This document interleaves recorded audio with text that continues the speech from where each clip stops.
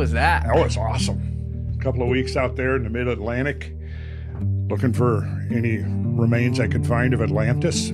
Oh, you were looking for Atlantis and the Azores. That's a great way to start this off. What's the evidence there? Oh, well, you got to go back to the source. Plato. You've heard of Plato, right? Oh, yeah. Considered to be the greatest metaphysician of Western civilization, right? So he wrote 2 dialogues, Timaeus and Critias, and that's where pretty much 97.5% of all the info we have on Atlantis comes from those 2 dialogues of Plato. If you go back to some of there was like a 19th century Atlantean revival based upon the work of Ignatius Donnelly, who was a congressman from Minnesota, who ran for Congress, won his seat in Congress, went to Washington, but his primary motive was so that he could go there and do research in the Library of Congress. So he spent a lot of time in the Library of Congress and did a lot of research, and he came back and he wrote 2 books on Atlantis. Atlantis, the Antediluvian World, I think it was called, and the other one was Ragnarok, the Age of Fire and Gravel.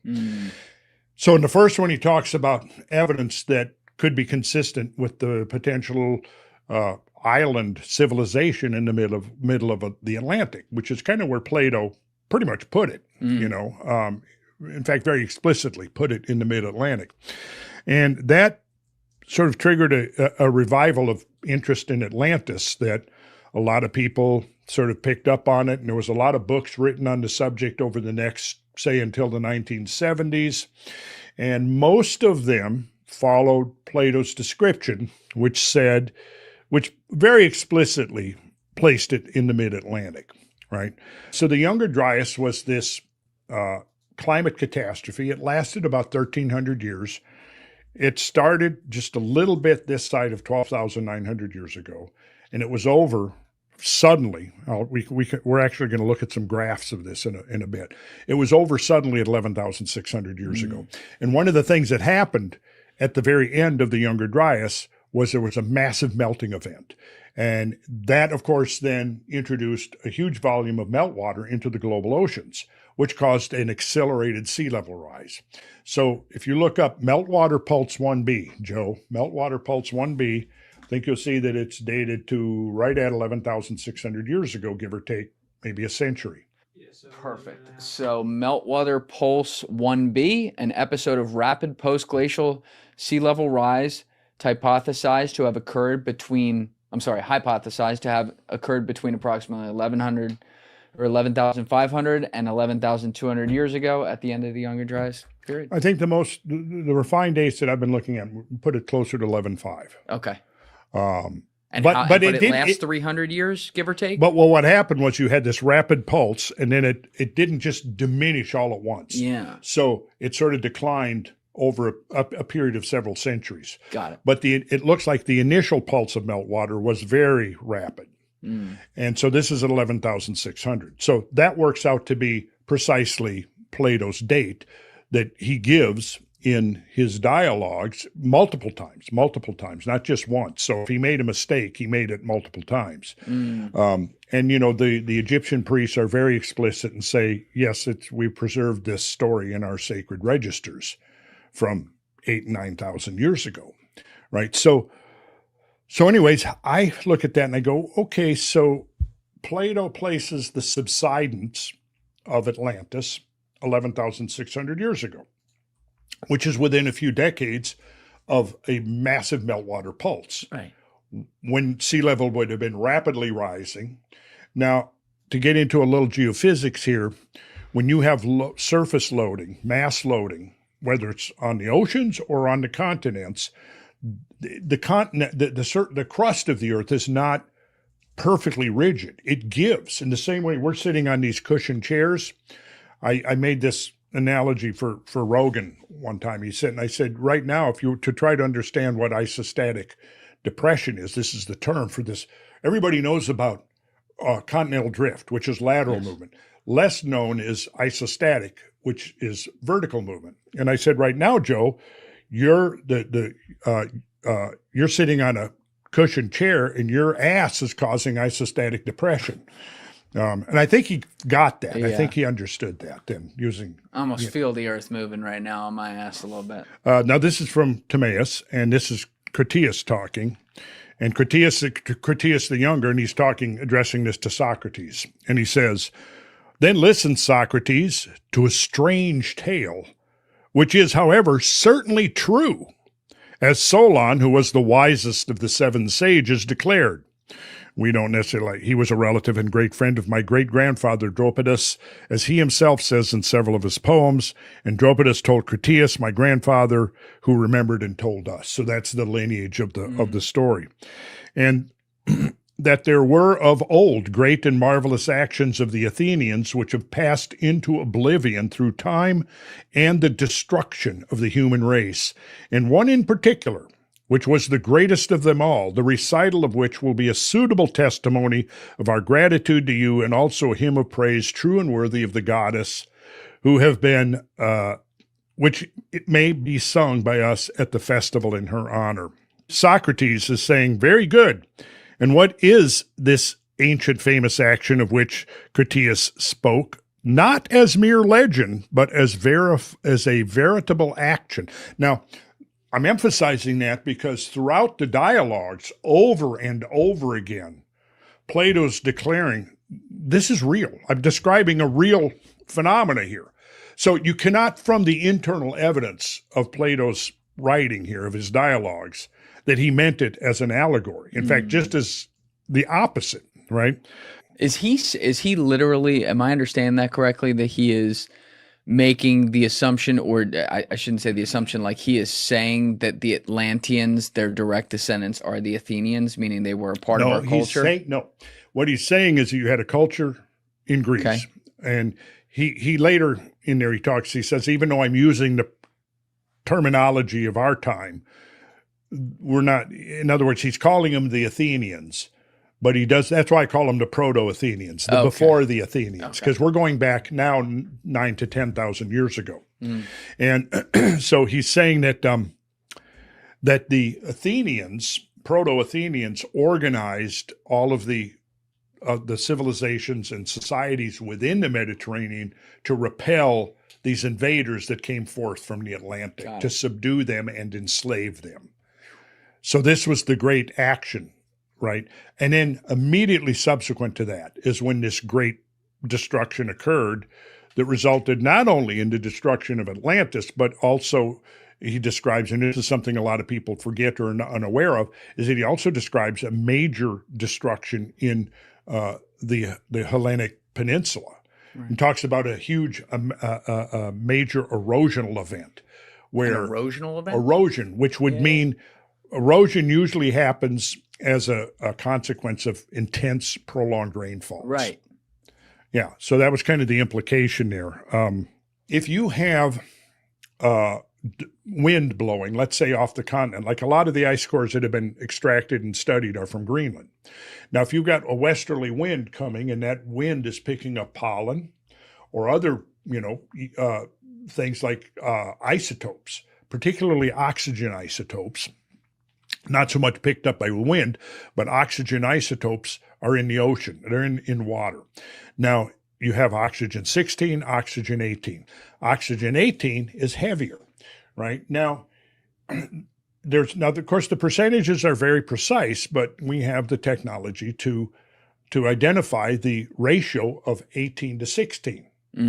Now, if the ratio of heavier oxygen increases relative to the lighter oxygen, it's telling you that there's more energy available to evaporate water from the ocean. Then when that water vapor precipitates out, it's the heavier oxygen that falls to Earth first, see? Now, what happens is if you pull up an ice core where precipitation is snow coming out, that signature, that ratio of 18 to 16 will be captured in the snow. So you can now look at that and you can discern that there have been things going on, primarily temperature changes. So in other words, temperature warms up, you got more energy.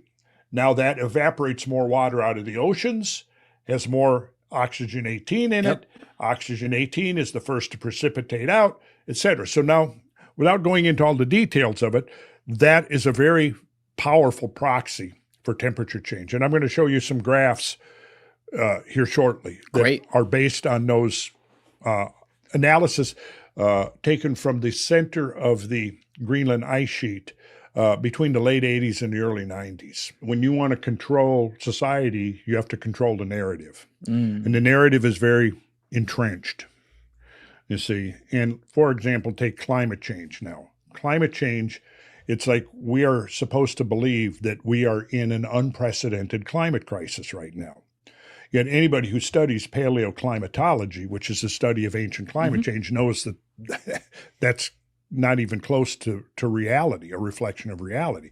And again, when I pull up some of the proxy graphs here, you're going to see that for yourselves. And it's pretty mind-boggling when you see it. But when you start talking about a major impact 12,000 years ago. Now there's political. See, now there's people. And see, I'm of the mind, having now immersed myself for years in the myths, the common mythology of the human species, that it's not just, ignorant superstition, inventing these scenarios because they're filled with fear and they don't understand any science. See, I don't buy that. I think that these myths that have come down to us are, sure, they're filtered through the common understanding of the time, which may have been, pre-scientific. But the information that's encoded in those myths is scientific and can, if looked at through that lens, just like what Plato is saying here. Right. So what were you doing? We started this off way at the beginning with your trip to the Azores, looking for evidence of Atlantis. So what were you doing there specifically? Okay. Well, okay. And then we'll get to those proxy graphs as well. I'd love to see those. So many great and wonderful deeds are recorded of your state in our histories, but one of them exceeds all the rest in greatness and valor. For these histories tell of a mighty power which was aggressing wantonly against the whole of Europe and Asia, and to which your city put an end. This power came forth out of the Atlantic Ocean. For in those days the Atlantic was navigable, and there was an island. Now get this, what he's describing here, the geography. There was an island situated in front of the straits, which you call the columns of Hercules. The island was larger than Libya and Asia put together. Now, this has been— Libya and Asia put together? Well, we have to provide a context. Okay. Okay, so Libya and Asia was not Libya and Asia that we now know as Libya and Asia. Now, look what he says, that this island was the way to other islands, and from those islands you might pass to the whole of the opposite continent, which surrounded the true ocean. For this sea, which is within the straits of Hercules, meaning the Mediterranean, is only a harbor, having a narrow entrance, which is the Straits of Gibraltar, but that other is a real sea, and the surrounding land may be most truly called a continent. Okay, so let's look at the conditions at the end of the last ice age. So we're looking here at a graphic which shows the configuration of ice mass over North America and northwestern Europe. Oh, wow. And the amount of ice here is greater than the total amount of ice on the planet today. Now, so you've got, and I'm going to go to the next one here. This looks at the North American. So you've got two ice sheets here. You've got the Laurentide, which is the big one, which is about the same size as the South Pole ice cap. And then you got a smaller one over here in Western North America called the Cordilleran, which was about the size of the modern Greenland ice sheet. And then you've got Greenland up here, of course. Now, so basically what happened when you have double the amount of ice, that is frozen ocean water, right? Yeah. So you don't pull 6 million cubic miles of ocean water out, freeze it, and put it on top of the continental land masses without sea level dropping. Right. Sea levels drop at least 400 feet. Now, what happens if sea level starts going down and it goes down 400 feet? Does it go down 400 feet and you're still going to be standing on the beach? No. Sea level is, when sea level goes down, the coastline moves, moves seaward. When sea level rises, you have two terms, transgression. When sea level rises, you have a transgression of sea level. So existing coastlines then get drowned. So if we go back to the late glacial maximum, when the at the greatest extent of the ice on the landmass. Sea levels are 400 feet lower. Well, what happens is the coastlines have migrated, regressed. So you have regression when the coastline regresses when sea level goes down. It transgresses when sea level rises. So one of the things I've maintained for years now is that really some of the future of archaeology and paleontology is going to be submarine, because during the Ice Age, one of the places you would probably want to create a settlement would be on coastlines, because now you have access to the marine ecologies. You got fish, right? Of course, right? Well, those coastlines of the Ice Age are 400 feet underwater now. So think about that. Wow. And that's what's crazy, because what is it? We've only explored like 5% of the oceans or something like that. There's 95% that's still unexplored somewhere in that neighborhood. More than that. Yeah. Yeah. I mean, we're just in our infancy. And see, this is the thing that annoys me about this book in the 70s. So they declared, well, what we now know about the oceans is that there couldn't have been any sunken land mass. Who declared this? Well, the geologist that wrote the book. The editor of the book and she actually did some good work. Her name was Dorothy Vitaliano. She's no longer with us, but she was the editor of the book and wrote, I think, the concluding chapter where she says, I'm afraid we're going to have to just admit that Plato meant this as an allegory and nothing more, that there was no real evidence. However, let's see here. Uncle Randall found something in the Azores. I'm feeling it. Well, let's see here if I can find a good. Here we go. All right. So check this out. Now, when you're looking at this, you can see right here. Do you see my cursor? I can't see your cursor, no. Do you see the Mid-Atlantic Ridge winding its way up through the Mid-Atlantic and keep going up a little bit? And right there, there's a sunken landmass right there. Okay. And it is a sunken landmass. Got it. So that's the Azores Plateau. This will show you better. Actually, it's perfect. So you can tell where it is now, people. Yeah. So remember Plato's description. He says you go outside the Pillars of Hercules, which is the Straits of Gibraltar, and you come to islands. And beyond that were other islands. And then beyond that was the true continent.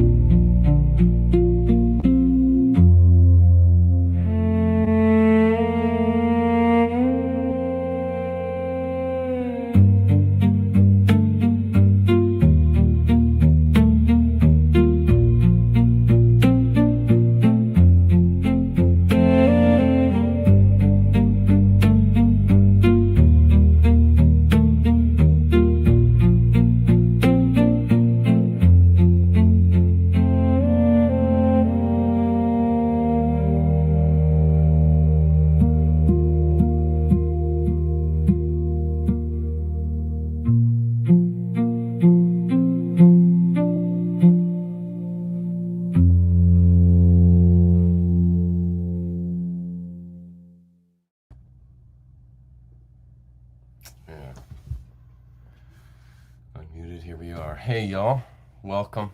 Glad that you're here. Thank you for coming. It's been a big week for me. I wanted to dedicate that time to y'all because it's been a tough one for me this week. So I hope everybody's doing well. I'm going to try to hold it together with all that's going on. I have a big presentation for you tonight. I've been working on relentlessly this week. We're going to be looking at some maps and we're going to be examining the history, possibly our lost and forgotten history, the history of Atlantis. I'm going to show you some really great maps of the seafloor, and we're going to be talking some science to actually verify some of the claims that are made by folks like Randall Carlson. I think that it was interesting. I saw some of the timeline concerns in the comments in how the Egyptians registered time a year as a month, and there were some miscalculations with the 9,000 years, 9,000 month kind of a thing. But I think the important part here, and what I want to emphasize tonight, is that there was an ancient civilization that lived on this enormous island in the Atlantic Ocean and had dramatic effect on us and our society. And if it is true, we are all we're all down the line in the genetics from the people that populated the world. This would be the folks, if you're biblical, if you're the Christian type, this would be the land of Nod, would be the populated lands that that Cain entered into after he slaughtered and ate Abel. So anyway, we will be getting into more of that tonight, and I've got a bunch of announcements also to make, but before we do that, let's go to chat, and let's see how you guys are doing. I'm going to go down to the bottom. So here we are. The one being interviewed, please. That was Randall Carlson, Fortune. Randall is an expert in all things, basically masonry and sacred geometry. He has a lot of Masonic heritage, and so his knowledge of the unknown and alchemy is on par with some of the best of them. And a good man to bounce ideas off of and to listen to and hear his thoughts. Obviously, we don't subscribe here at Nature Creature to anyone being the ultimate voice, obviously including myself. And we like to have conjecture here and discuss options. And so we're very tolerant, and I do like it when people disagree because that opens up new doors of communication. Thank you, Friar Tuck. I appreciate that, sir, and thank you so much for coming to the shindig, my friend. It was great to see you there and to meet you. Hi, Mel. It's good to see you. Hi, Kenneth. It's good to see you, friend. Hi, Shan. Hi, Less Deplorables. Another brick in the wall. Nice. I'm always weary of a free Mason. Yeah.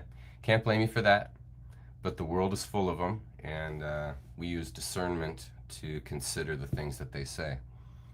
It's sort of like listening to Anton LaVey. You're actually listening to a Satanist, so be careful. Tread lightly. Whatever happened, what's this, Ashkin? Whatever happened to the supposed structures under the pyramids of Giza? Anyone remember that a while back? Yeah, they're there. There's arguments as to what those are, their shaping and so forth, but that kind of stuff is thrown under the carpet, needless to say, in our society, so we never get to the bottom of things, but that hopefully is changing right now as we all awaken. Nice. Thanks for that, Phil. Hang on. Why wouldn't it hide? There. This thing isn't responding. Hide. Oh, this is weird. So it won't remove. There it goes. There, it just did. Okay. Hey, Phil. Had everyone at Discord. Let's see. Hi, at everyone that is in the Discord server, we will be rescheduling the Sunday. Yeah, they have some good They have some good discussions there. And Phil's done good work at the Discord, supporting the work of Nature Creature, and we love Phil. We love the work that he's doing over there. And all the folks that are involved in the Discord and Telegram channels. Hi, Linda. It's good to see you. Hi, Shay. Hi, 15 Bernard 33. Nice. Hey, Chuck. What's this? They say the South will rise again. Yeah. And some say Atlantis will rise again. In a way, we all are, aren't we?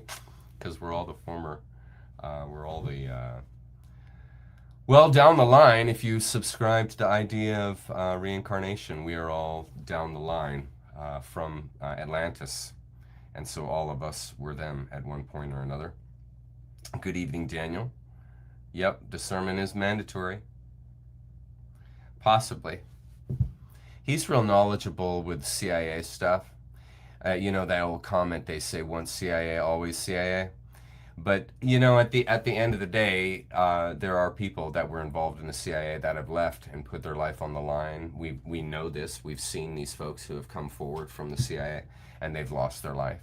I think Chase Hughes is the next round of data that's coming out. He's really good with the out-of-body stuff and also body language, reading the body and understanding communications. He's really good with comms. He's got a video out that talks about how to read people when you're talking to them to know if they're lying to you or not, just in their basic behaviors. And he talks about facial gestures and what people do with their hands, which signify if they're telling you the truth or not. Really wise guy. Really, not. I don't mean that derogatively. Really a nice guy and helpful too. What's up, beam me up? How you doing, Pablo? I miss F1. Yeah, in many ways, I agree with this. Yeah.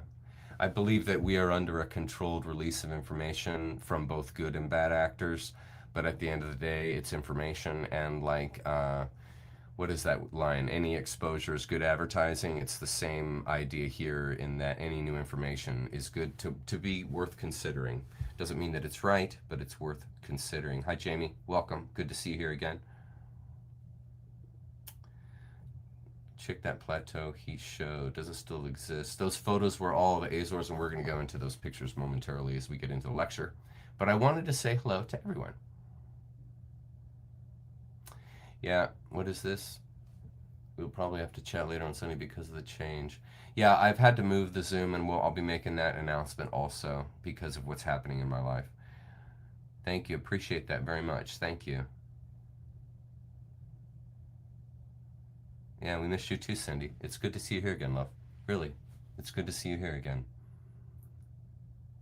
Yeah, Chase is a good neuro guy. Okay, we good. What's this? Hi, Chuck. What does the capital G stand for from the Lodge? Could mean a number of things. A lot of people think it's God. Why do they call it a Scottish Rite temple? Now, this all goes back to the capturing of the schools out of Rome. And when all of the ancient mystery schools, which supposedly, arguably, are ancient Atlantean scriptures, you could say, or texts, those were all captured by bad actors, basically the KM, to suppress and keep knowledge like alchemy and ancient nature, nature understanding and the workings of nature past sort of the scientific level, these esoteric knowledges, those were all taken over. Those schools were taken over, and the KM turned masonry, the practice of masonry, into Satanism. And they all of those ancient schools, which were good schools, which were STO schools, were captured. That was initiated by the Catholic Church. And when the Catholic Church made Christianity law, they burned down all of the ancient schools and universities that were in play surrounding the Mediterranean. The Mediterranean, the concern of the Mediterranean and all that has happened on the Mediterranean and around the Mediterranean is the emphasis of our history. The Mediterranean has really been the center fulcrum of all world history and everything that's happened.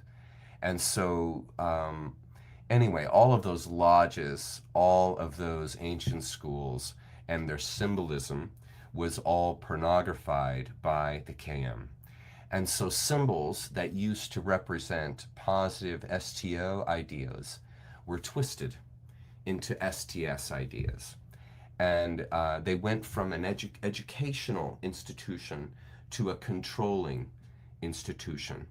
And schools no longer were an open dialogue to discuss, like what would happen in Platonism, where you have a dialogue with the teacher and you learn through asking questions that each individual must answer themselves without necessarily a leader who knows it all. Platonic study is a dialogue, much like Buddhism. And so these schools, these ancient schools, went from these open forms of dialogue and conjecture with people who wanted to learn in a tolerant situation to these controlling, abuse-oriented lodges that no longer were an open dialogue, but were a set of, of doctrine that was laid out to the converts, because you would convert to become a Mason. And this is the turning over of your sovereignty. Anytime you're involved with a group and they require that you follow some kinds of orders and demands and lists and so forth, understand you are entering into a cult. You are no longer going to be walking into a free-thinking, free dialogue environment. You are turning over your authority, sovereignty by aligning yourself to the demands of the cult. And so those ancient pre-Roman institutions of learning, the old world, the old way, were all converted into what would become the Masonry, the Masonry system. And everything was completely turned around and destroyed as far as opening the individual's heart. It no longer was about opening the chakras and opening the heart and learning and becoming an STO. It was about aligning to the edicts of the group. It was about aligning your values to the values of the group. No longer thinking for yourself, but thinking as the group. This is hive mind. And so all of those institutions are corrupt. All the Masonic institutions. Now, what they originally taught is not corrupt. What they originally taught was truth. But the symbols were twisted into Satanism and STS so that the lodge no longer educated you, it inculcated you. Do you follow? You no longer were a participant in the education. You were an adherent. You were an acolyte. Right? It's no longer about your humanness. It's about the values of the group.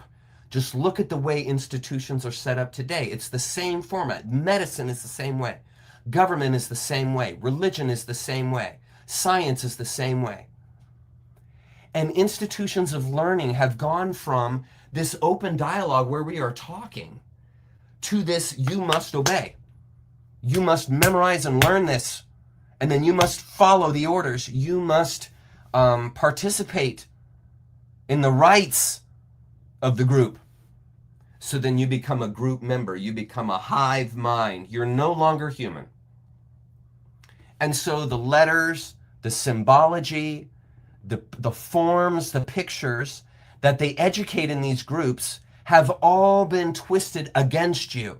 They used to be for you. If you study alchemy and the true nature and sense of it, it is a discussion, it is an enterprise to open you and align you to the values and principles of nature, which are the values and principles of you, because you're a nature creature. You're not an institution. You're a nature creature, right? And you go along with, you adhere, you vibrate, resonate with the values and principles of nature, not the values and principles of a group. Do you see? So this is how the world was captured, Bill.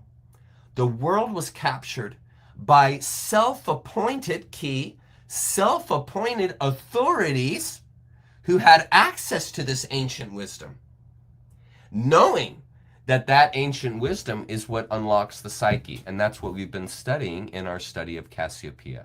We've been studying about the psychic mind centers, the psychic mind powers that are latent inside of your psychology.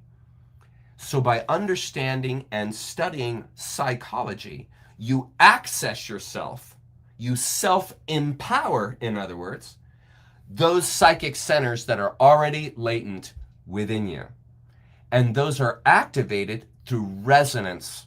And you experience resonance when you are around others who are vibrating at a higher humane frequency based on the values and teachings of ancient alchemy, ancient sacred geometry, the ancient institutions, mystery schools that taught the mystery that is the universe, you, and life. It's a big, big story. And we have been tying into that and touching into that in our work with Cassiopaean, which coalesces perfectly with these principles and ideas that I have been talking about and presenting to you guys for years now. For years now, without even having to try. Yeah? Okay.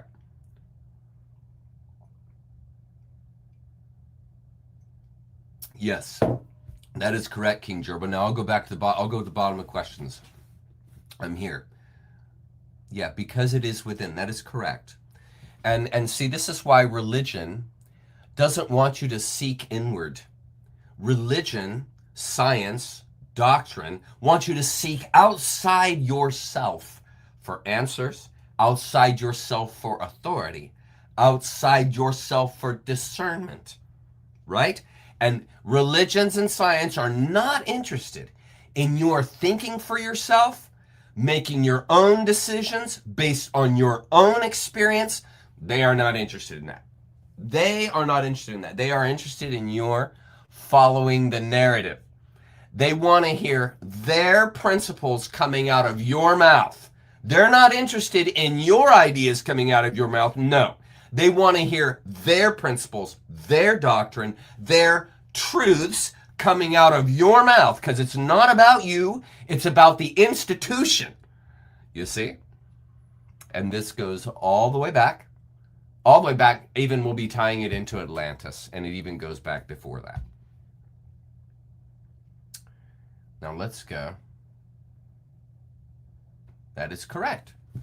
It is upside down. It says it represents truth and God, but worships satanic. Exactly. Exactly. What's a satanic principle? Do as you're told. Obey. Follow orders. Get in line. Shut your mouth. These would be satanic principles in a general sense. They're no interest in anything about you. It is always about the institution, following and parroting the statements and claims of the institution, because it's not about you. Satanic principle is always about the hive mind, the group, not the individual. A person is not going to individuate through satanic principles. You see? Because Satanism is not about your exoneration. It's about the exoneration of the hive mind, the group. These are all treasuries, true wealth, soul growth. Wonderful. Thank you for that list. Yes, free thought, free will. Exactly. They want to crush your free thought. They want to crush your free will. That's why Islam and the Quran aren't asking your opinion. That's why church and Protestantism is not asking your opinion. They're not interested, because it's not about you. It's about the religion. It's about the group. It's about the movement. It's not about humanness. Hi, Bob. What's going on, buddy? It's good to see you. Okay. Yeah, kneel. Get on your knees. That's another satanic principle. Get on your knees. Shut up and get prostrate. Prostrate yourself. Get your face down.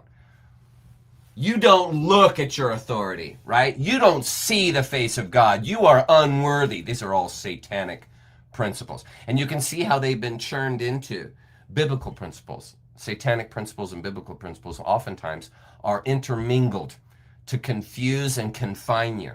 And folks, just you have to use your discernment to be able to see these things. Okay. Shall we get to some announcements? Let's get to some announcements. Hi, Daniel. Okay, let's get to some announcements. We'll show comments back there in a minute, but right now I want to show you guys a couple of things. First of all, we are in Atlantis. Why is that not jumping? Next slide. This thing is acting funny. So like I've just pressed the button and it's all there. Okay, are we there? It's not running. Okay. So tonight we're studying Atlantis. We're going to be spending a lot of time looking at the seabed floor of the Atlantic. And you guys are going to see some things tonight that I think are going to really surprise you. Now, to begin, now where's my announcements? Hang on a minute. Remove. Where's my announcements? Here they are. Okay. What I wanted to first say to everybody is I really appreciate y'all's support. We had some wonderful donations come in this week, and I just want you guys to know how much I appreciate it. I apologize that I didn't get a letter out this week. It's been a horrendous week, and that really leads to this. In case those of you that don't know, I am currently in a discourse at the moment with psychological trauma and change. There is an event happening in my family that is private. I can't talk to you about it, and I can't tell you about it, but it is devastating. And I have really been fighting it. I would say, fighting meaning depression, I would say that I am at the same pain level that I was psychologically when I had cancer. I thought it was level 3, but it's actually level 2. It's more acute because I'm in a situation where my hands are tied and there's not much I can do. Fate is working its way out in this situation, and because fate is all part and parcel to karma, these things intermingle at times and there's nothing you can do about it. It's sort of like what's an example? You're out for a drive on some foreign place and you don't have a map or anything, and unintentionally you get lost. Okay. And so you're driving around and it's this new familiar environment. You didn't do you didn't intend to get lost, but you're lost now. And because you didn't know, and because you were unaware, nature's merciless. And so within that space, then you find yourself in a predicament because you're lost, and you will have to get out of that predicament, or you're gonna get into trouble. You get into the wrong part of town, you have any car problem or anything happens, you're going to be in trouble, and you have gotten yourself into that position through your own decisions. But you didn't intend that to happen. And so if you complicate the story and add a car accident and things happening that all are part and parcel of the karma, which was your choosing to go for a drive in a foreign place and getting lost, you've now entangled yourself. You've now entangled yourself. And that's the kind of thing that has happened. And so it's horrific. And so I'm just holding it together. It's been a very difficult week, but I've put my head down and I've continued. So I just want you guys to know this is happening. I haven't lost hope, and my hope is that this is going to forge us. In fact, I'll even remove this for a sec. This week I actually came up with with an amazing event that happened because of an offspring of this terrible event. So to bring some positivity into this thing. So a couple of weeks ago, I was in the team meeting. Every Tuesday I meet with the team. And there's about 3 or 4 people, 5 people that are involved at the core of Nature Creature. And so these are my friends. I've only brought in people that are my friends and people that I trust and love. And so this is like my family. It's very much like my family. And so one of the things that was asked when we were talking the other day was what was going to be next. And I didn't know. And I mentioned a couple things, but I wasn't sure. And the most crazy thing, this is an absolutely true story, what happened this week. So usually my hardest hit day for work, meaning when I really crush it and I'm in the office for 18 hours, is Monday. That's my big day. And then Tuesday I start into the meetings, and then Wednesday it's more work and it's more moving towards the slides and presentation rather than production or pre-production. And so I'm in the middle of doing my thing on Monday. And I start and decide, I don't know why, I don't know where this came from, but I decide, you know what, I'm going to do an introduction dedicated to Terence McKenna. I had no subject matter. You guys are not believe how this unfolded. I had no subject matter or what I was going to do. I just thought, you know, I just feel like doing something about McKenna. I don't know why. So I put together this whole life story. It's great. It's going to be the intro here the week after this next. And the whole thing came together absolutely beautifully. Like, it is righteous writing, and it's a wonderful essay. I think you guys will love it, and it really renders the life of McKenna extremely well in a really awesome, groovy environment. So I got that done. And I finish it, and I think to myself, well, I finished the production. And I get to the end of the video, and I'm like, well, this is usually where I put the tag of the show for the night, and I do my artwork for the show. And I'm like, well, I guess we'll see what happens. I don't know what I'm going to use this for. Okay, I kid you not. In the process of doing the video, I'm looking all over Google for pictures of Terence from all the different ages, from when he's a little kid to where he's an old man. And in the midst of doing all of that searching, the weird thing was I found this picture that was obviously AI generated, but it was realistic. It was realistic art. And it was a picture of Terence McKenna, Alan Watts, and Carl Jung. And I saw the picture, and I thought, you know, that's really awesome. And one of the teachings, or one of the emphasis of Jung's work was the idea of Thanatos, the death instinct. And through death, there is life.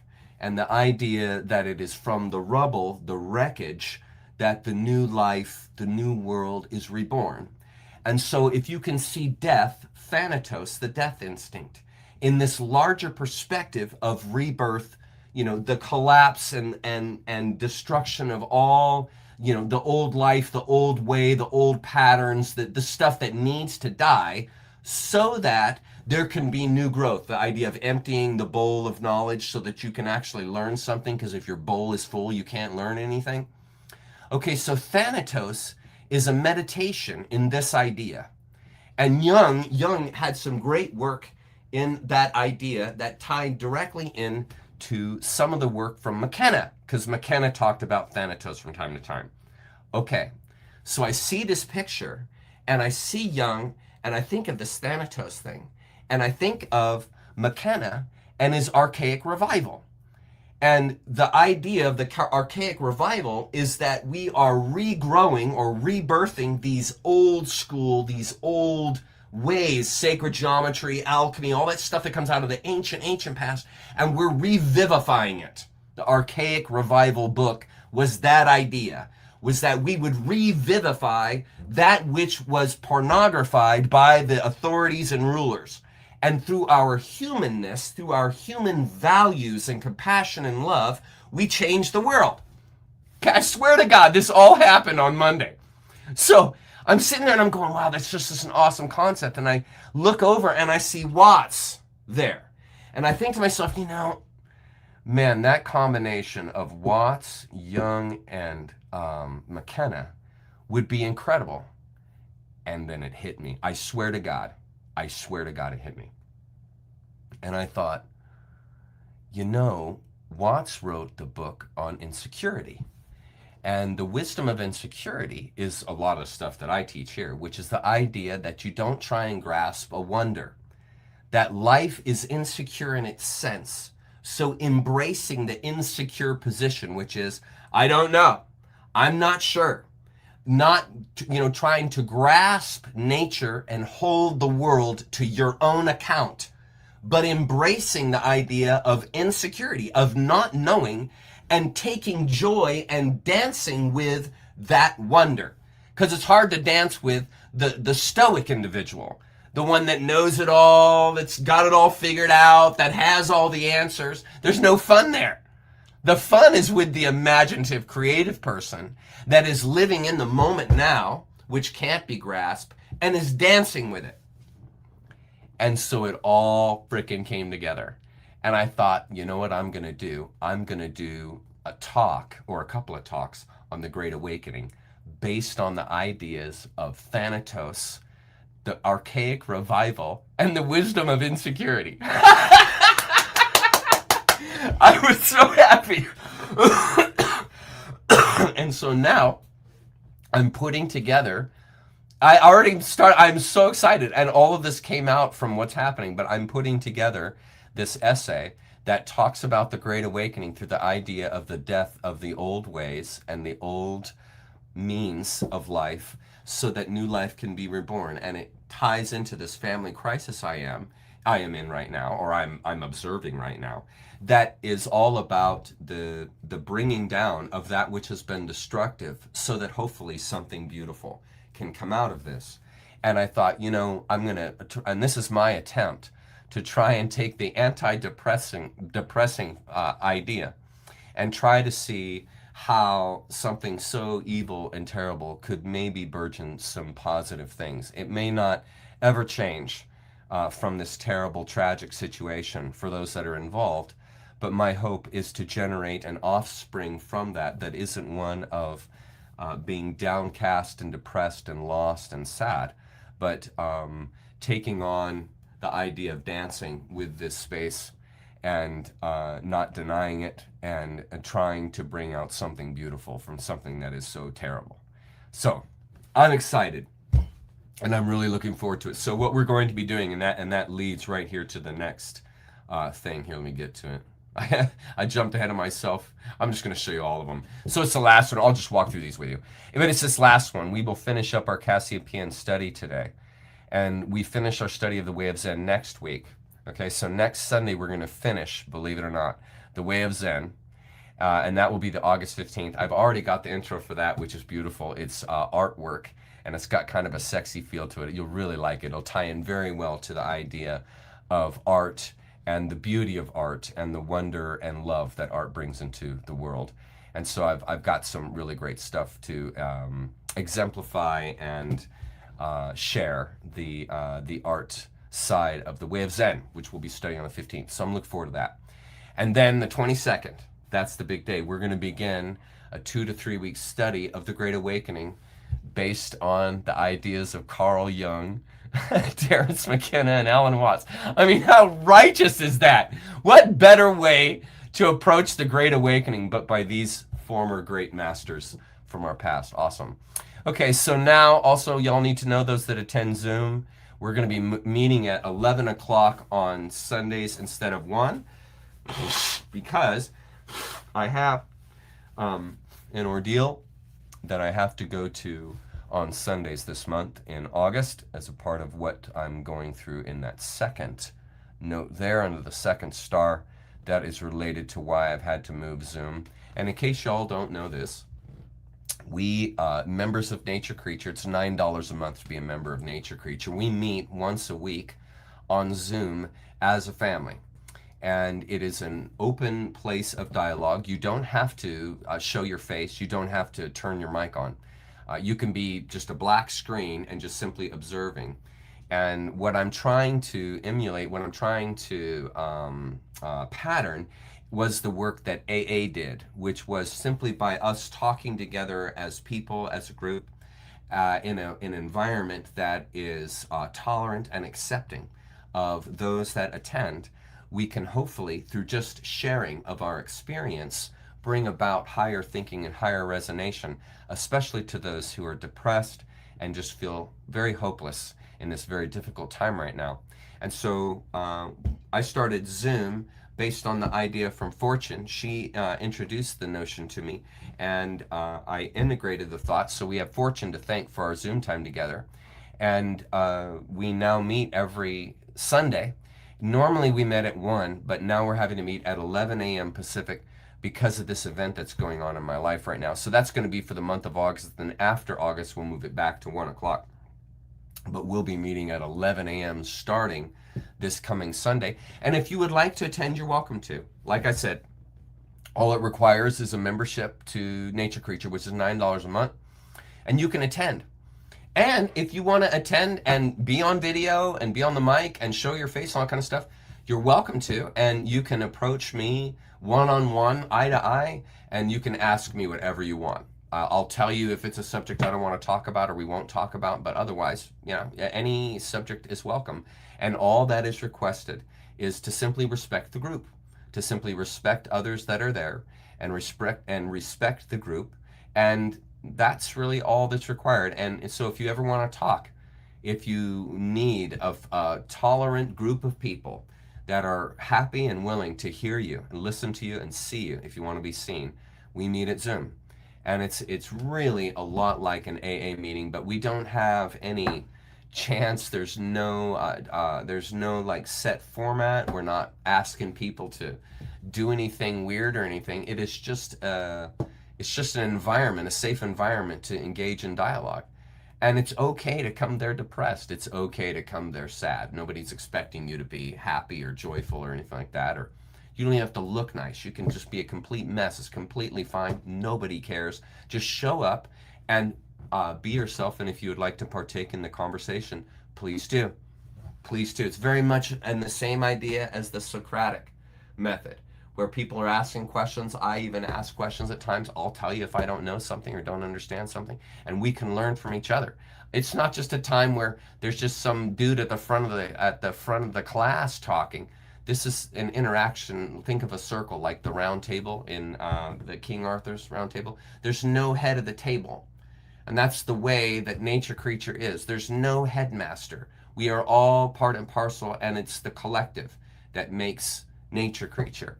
I just help steer the ship and help organize the body, but what nature creature is not me, it's the group, and every single member is a nature creature. So we all are nature creatures within the idea of nature creature. Okay, it's just good stuff. It's just good stuff. And then, okay, we meet on Wednesdays at 4 Pacific on my other YouTube channel. So in case you didn't know that, we meet every Wednesday. I do the same thing on Wednesdays at 4 o'clock Pacific, and I have no lecture or agenda. So it's basically an hour and a half to 2 hours of nothing but Q&A. Nothing. I literally show up with nothing. I show up and I'm like, okay, what questions are we going to get asked today? And I start answering questions. And you guys, those who show up and participate, you determine how it goes. You literally determine what happens and what is said every Wednesday. So we do that every Wednesday. And that's on my other YouTube channel called Chuck the Nature Creature. And that's exactly how it sounds and writes, Chuck the Nature Creature. And please go there, subscribe, and like so that we can build a community there to advantage the new algorithms that are available on that channel rather than this one that I'm on right now. And finally, to finish announcements, we are having the 3rd annual Nature Creature Festival. This used to be known as the Swindoll Shindig, but I'm no longer calling it the Swindoll Shindig because it's not about me. It's not about the Swindolls. It's about Nature Creature and the Nature Creatures. So it's going to be the annual Nature Creature Festival. That is going to be the official name, and we will be doing that yearly. So this year, we will be meeting July 17 to 18th. 2027 up here in Mount Baker, Washington. So those of you that are planning your vacations for 2027, that's when we'll be up here. And we are probably going to be moving it into a 2-day event. That's why I have it for the 17th and 18th. A 2-day event with the second day being a long hike. We want to do like a 7-mile, 5-mile hike on the second day. And the first, we're going to go to Mount Baker twice. So the first day would just be light walking and sightseeing, and so that folks that have a little more difficult time getting around can stay with the group, and we all will be together up there just like we did just this last year, a few weeks ago. And then the second day we'll go back and we'll do the long hike. I'm thinking about, we're doing the twin pines, twin trails. What's the name of that hike? Well, anyways, it's a beautiful hike that walks right along the edge. It's safe, not crazy, but it's a path that walks right along the edge of the mountain, and you walk around and you walk all the way to, it would be the far west side of Table Mountain, and you overlook, it looks like the Himalayas. You overlook this huge expanse, and the trail winds itself back then to the lakes that you came from. It's an awesome little trek. So we're going to do that. We're going to do that next year. It will be awesome. So folks that can get around and are, readily able and willing and can walk around and run around and jump around stuff, we will be doing that hike on day 2. which will be the 18th. And then the 17th will be chill out. And for those of you that camp, please feel free to camp. There are campsites all around. You can, the Silver Lake Horse Park is one camp. Silver Lake Park is another camp. There's another camp in Glacier. And these all have tons and tons of campsites, water, electricity, everything you need to do your little camping thing. So if you want to make it sort of a week vacation with the fam or whatever, you can do that too. It's absolutely beautiful up here. The weather's gorgeous. It is a wonderful place to be. And we would love to have you. So that's what's going on. Now you know that good stuff. We'll go back real quick to questions real quick, see if you guys got any questions, and then I'm going to start on the lecture. Heck yeah, quilting's a great hobby. Okay. Good, Linda. I hope to see you there, love. Hope to see you there. So the hike is probably going to be about 3 hours, 4 hours. And very light, not risky. I'm not taking you guys up to Table Mountain. That's kind of a sketch hike. But this is just simple hiking. Just around, no climbing. You don't need climbing gear or anything. Just simple hiking with, you know, normal shoes, what you do to go hiking. And yeah, it'll be probably about 3 to 5 miles. So it's going to be a half-day hike. July.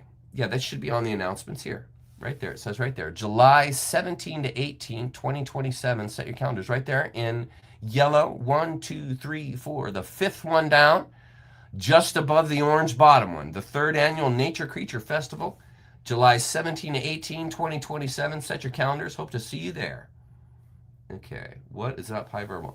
Chuck, why does coffee taste better in my new Nature Creature mug? Thanks, buddy. I'm glad you got one. They're awesome. I think the tree of life may have set roots in the cup and it's energized the roots in the liquid. Right on, Hyperbole. Love to hear it, buddy. Thanks for getting the mug. I got some good mugs for y'all. Absolutely.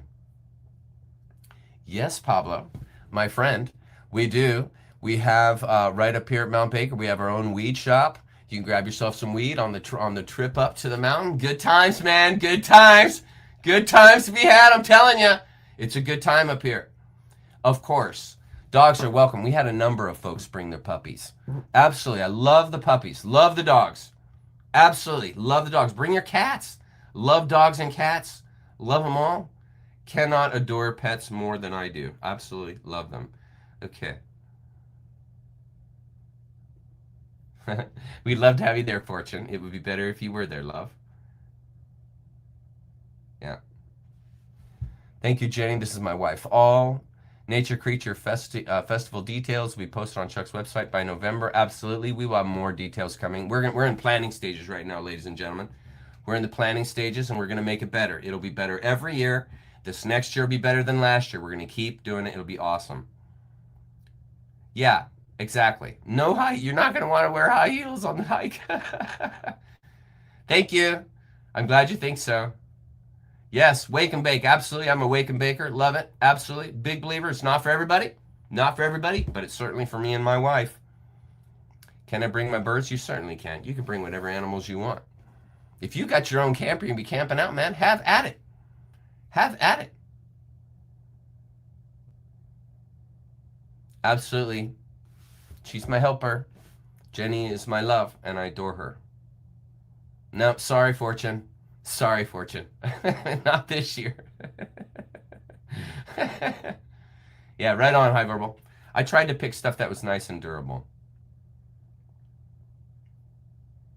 So, what a great question. We will Funky Cold Christina, that is awesome. That's one of the best internet names I've ever seen. Funky Cold Christina. That is awesome. Oh my God. Okay. All right, so that number, Funky Cold Christina, I love that freaking name. That number represents people whose lives have been dramatically changed or altered or saved because of Nature Creature. We have had meth addicts quit methamphetamines because they're a part of the Nature Creature family. The Nature Creature family inspired these individuals to better and change their life. Just the simple work that we do here has been an inspiration to people because we show individuals another way to consider life. We open the doors of perception here so that folks can find their way out. We don't save anybody here. Everyone saves themselves, but we are a part of that activity. We are catalysts. Nature creature is a catalyzer of saving lives. That's what nature creature is doing. It's a catalyzer for saving lives through philosophy, through ideas of mind expansion.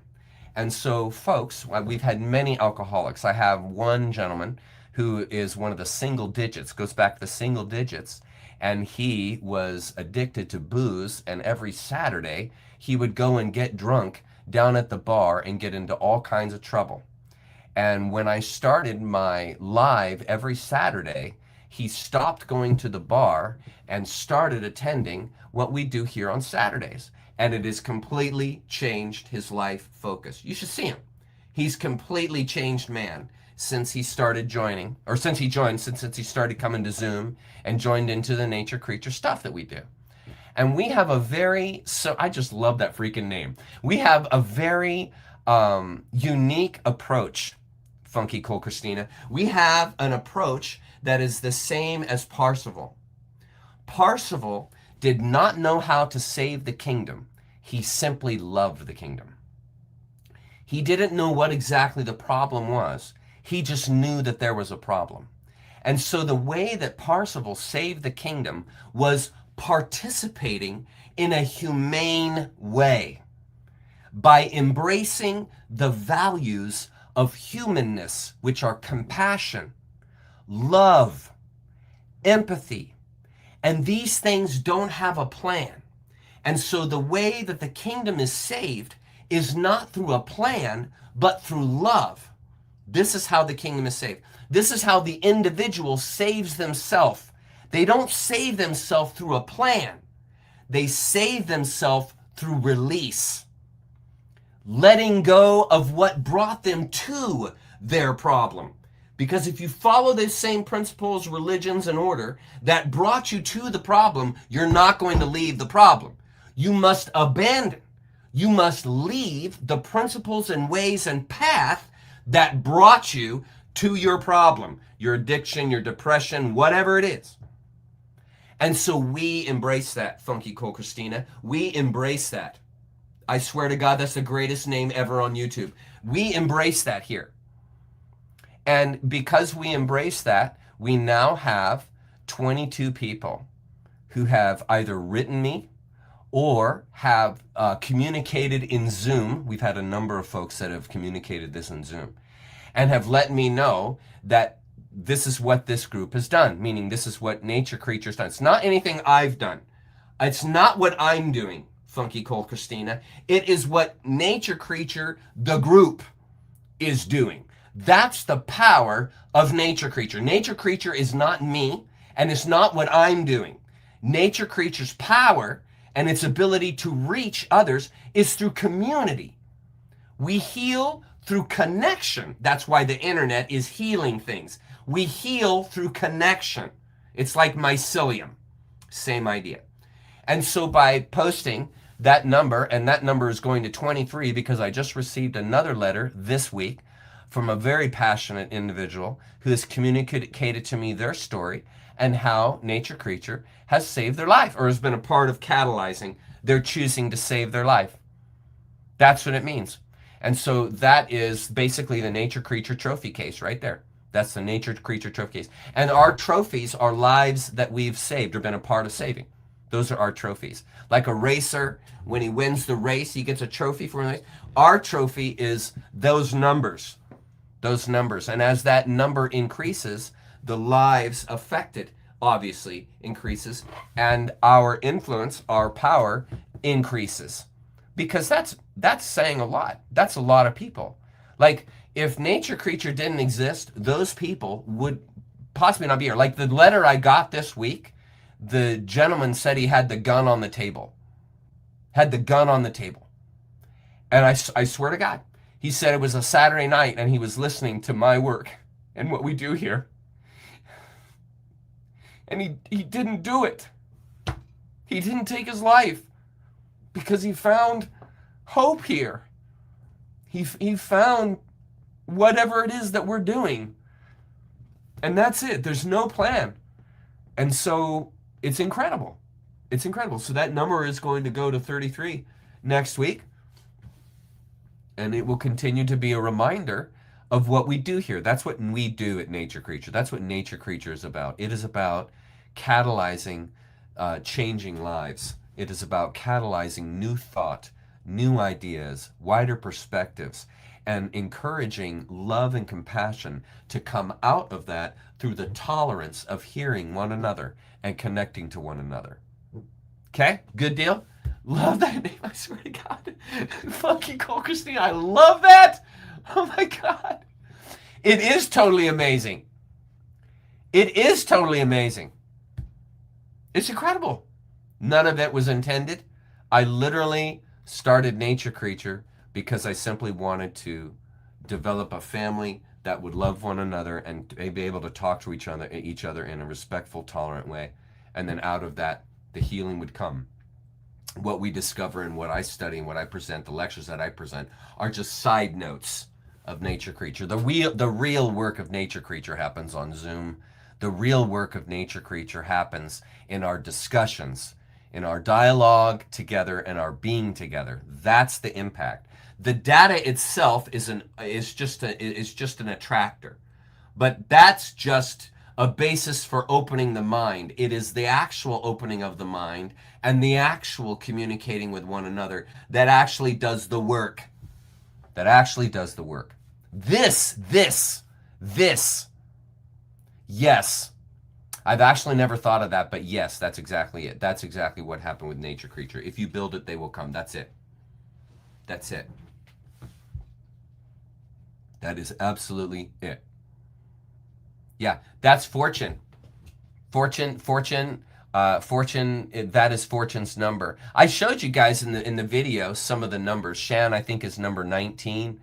I don't have all the names memorized, but every individual should know their number. That is on that list. And some of this has happened off of the verbal dialogue in Zoom.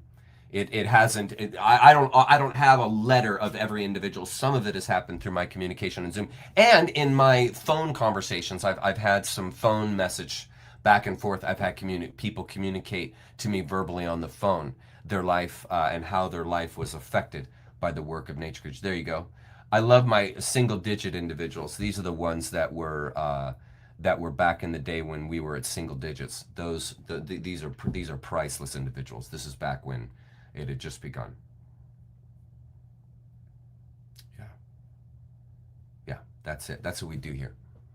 That's what we do here. We shine light in the darkness. That's what we do. That's it. That's it. We all love each other.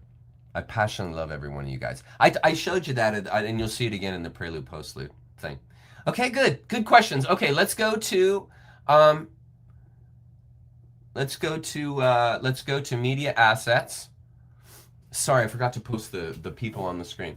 Let's go to media assets, and hang on a minute. I'm gonna blow my nose, but hang on. Let's go to media assets, and let's get to our big, beautiful globe. All right, hang on a minute. Hang on one sec. Hang on a sec.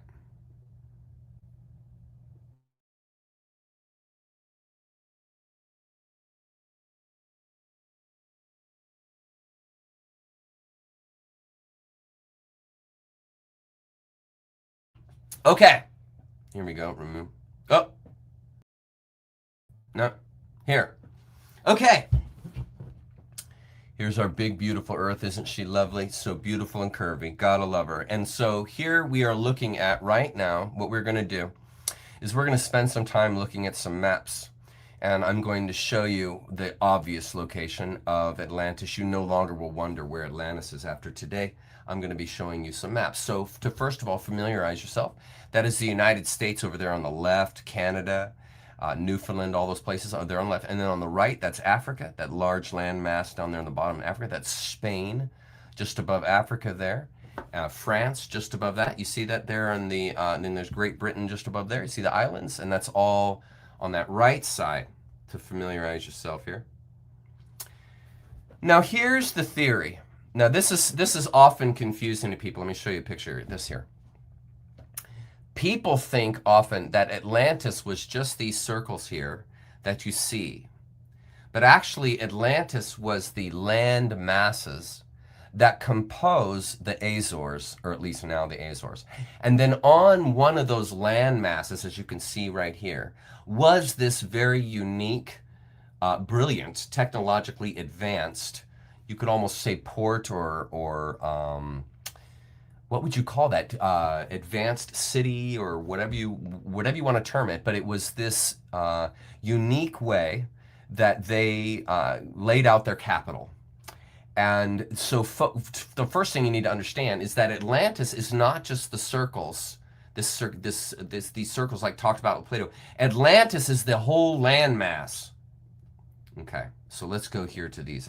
These were such large, dense files that I had to break it up. Okay, so hang on, let's see here. Okay, so here you could still hear me, yeah. So here you can see that idea. And you can see how those circumferences, those circles here, are just like the city. Like think of like Sacramento in California, or New York, or whatever the capital of New York is. Albany, is it? I can't remember. But think of it as just the capital. But that's not New York. New York is the whole state. So Atlantis is not just the capital. It's the whole set of islands. And then right here on the right would be the kings. This is the lineage of rulership that were part and parcel to Atlantis. Now, one of the first things you need to know is that, well, let's see where to go. Here. There. One of the first things you guys need to know, shit, I lost my train of thought. Sorry, I lost my train of thought. But what's really important to know about Atlantis is that what we see now is just a very small portion of the landmass as it actually was. So we're going to talk about that in a second. I'm going to go through 2 slides here where it talks about the landmass, and then we're going to go in, we're going to look very detailed at Atlantis itself proper. So here, add to stage, here. Over hundreds of years, survivors of Atlantis, Northwest Africa, and Europe descended into the Levant, Mediterranean, Middle East, and Southern Europe, post-Younger Dryas cataclysms. Keep in mind, this time would be the Stone Age in current history. That should be a sobering moment for all of you, in that it is accepted in the sciences that are taught now that 9,000, 10,000 years ago was the Stone Age. And if you embrace this idea of Atlantis being actually destroyed when our Stone Age began, you get an idea of how advanced actually we were. And then after the cataclysm that wiped out all the people that know that technology, we were reverted back to basically Stone Age because all the technology is wiped out. And we see it now buried under earth. We see it under the ocean. We see the pyramids. We see this wipeout that occurred. And when that wipeout occurred, the monuments, the monoliths that they had built, some of them survived, but the people are gone. So nobody knows. That's why we don't know how, or we don't, it's not public knowledge of how the pyramids actually work. It's still accepted by mainstream science that the pyramids were tombs. I mean, think of how dumbed down our world is. And so when you start to embrace this idea of Atlantis, what you're doing is you're embracing an entire technological era that existed that our current sciences, math, and so on and so forth don't want to look at or accept. This should be the first clue that the controllers don't want you to know anything about Atlantis. One of the first things you need to know is they don't want you knowing anything about that. That's why when you see the hieroglyphs in Egypt and they show helicopters, they show spaceships in the hieroglyphs, right? This is part of the secret that they don't want you to see. That's why they don't allow you to go in the Giza pyramid anymore. They don't want you seeing those hieroglyphs and figuring out there was a whole world. There was a whole technology that existed for thousands and thousands and thousands of years before our scientists claim the Stone Age started. So this just should bring gravity and bearing to how dumbed down and shrunk our history, our world has become. Even many people that believe in the Bible believe in what's called the young earth. And that means that we've only been around 6,000, 8,000 years. You talk about living in denial. I mean, you're basically saying, okay, basically the earth didn't even exist 10,000 years ago. And here we look at the wreckage and rubble of the Younger Dryas that still is present on the earth today.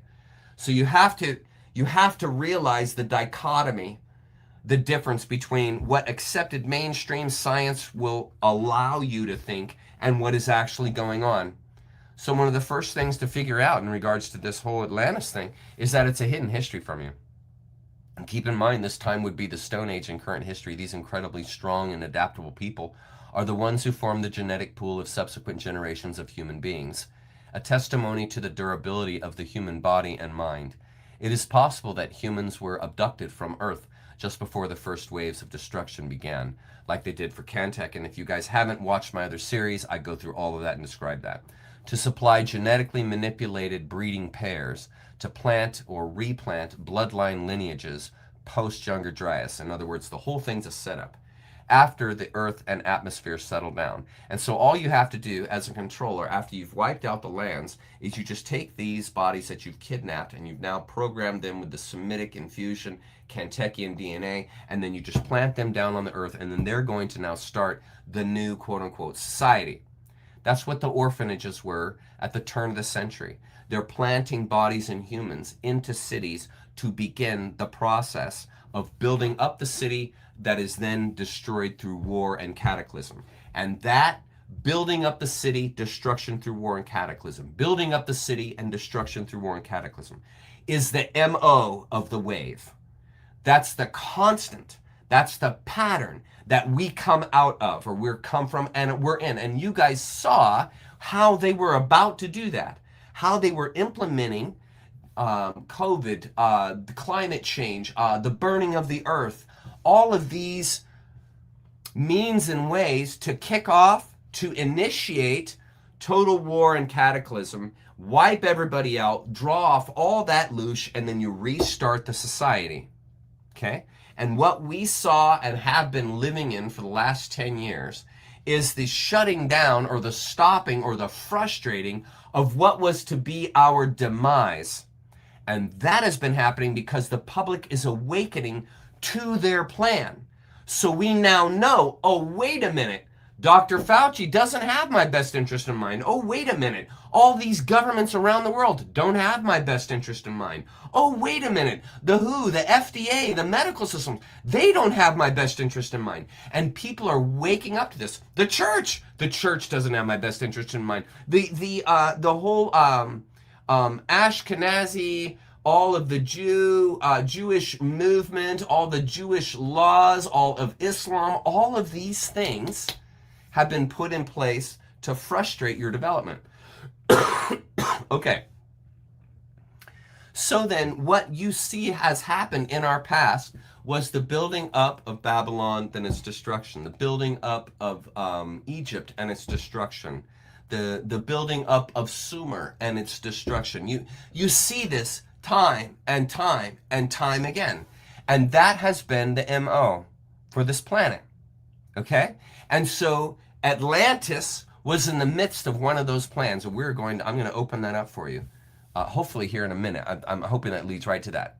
Okay, abducted here. The orphanage simulations that occurred at the turn of the century pattern a planted human narrative that has been in the constant genetic distribution program, MO, for 309,000 years, which I just explained. I hypothesize that our second chromosome with fused telomeres may have been planted post-Younger Dryas with the Anunnaki volunteering to be the MK Ultra-like handlers of humans to contain the intellect. And they were the ones who came to Earth after the Younger Dryas to rule the planet. And they failed in the sense of ruling it with the giants and ruling it with the forces that they put into place. And this is why eventually those cities destroyed themselves, and what came out of that was the Catholic Church eventually down the line. And it no longer was a force upon the people physically, it was a force upon the people mentally. We went from a situation where people were being physically attacked to a situation where, yes, they're still being physically attacked, but really it's moved to the mental. Because if you can convert a person's mind to turn against themselves, you don't have to monitor them anymore. They will monitor themselves. They become the prisoner and the warden in the egregore that you've programmed them with. And so the churchist movement, the movement of the Catholic Church, was to move into that, where people had such denigrated and terrible views of themselves that they would seek authorities outside themselves. They would seek knowledge and truth outside themselves. In other words, become dependent. So that their mind was captured, and they're now seeking to the authority that has captured their mind in order to control their behavior. It's a real thing. And so these institutions have done that since about the time of the turn from 0 BC, right around the time the trade routes opened. It moved into this entirely different psychological arena, and it has been that way since. That's why everything with MK Ultra, the CIA, all these things center around mind control, emotion control, driving you to be a fanatic, driving you to no longer think with a humane mind, but to think with a religious mind, a fanatic mind, a governmental mind, a bought mind, a parroted mind. You guys get the point. You guys get the point. So that's what, that was the big change in regards to that whole mind control idea. Now, the Cassiopaeans teach that the northern portion of Atlantis was controlled by concentric-circles, meaning very white-skinned people, genetic hybrids from another planet, because they had no sun over there, very little sun. They didn't need melanin in their skin. In the northern position of the Atlantis archipelago. The Cassiopaeans note that the concentric-circles migrated were planted in the Caucasus Mountains, Levant and surrounding areas pre- and post-Younger Dryas in the May 1997 transcripts. Egyptian priests claimed when Solon visited them that their registry archives predated 9000 BC when the Atlanteans, concentric-circles, invaded the Mediterranean Sea. Remember how I said the Mediterranean's been the key point? You're about to hear a big dose of that. Invaded the Mediterranean Sea and were held off by Proto-Athenians. Solon was oblivious to the pre-Younger Dryas world. There's a dose of reality for you. From excuse me, from Plato's testimony, we can gather that there was a concerted effort in play for Atlanteans to take over. Are you ready? Look at this. To take over the Mediterranean pre-Younger Dryas. No, I'm about to show you guys a pattern that's going to drop your jaw.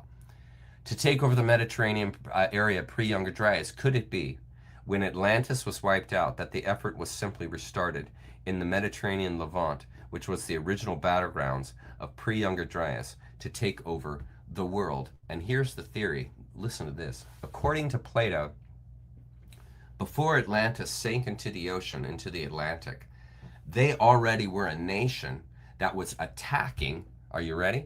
Attacking the mainland. So what does that sound like to you? You have a force of people who are on this tiny, or tiny is relative, but this 300, 400 mile island in the middle of the Atlantic, okay, literally in the middle of the Atlantic.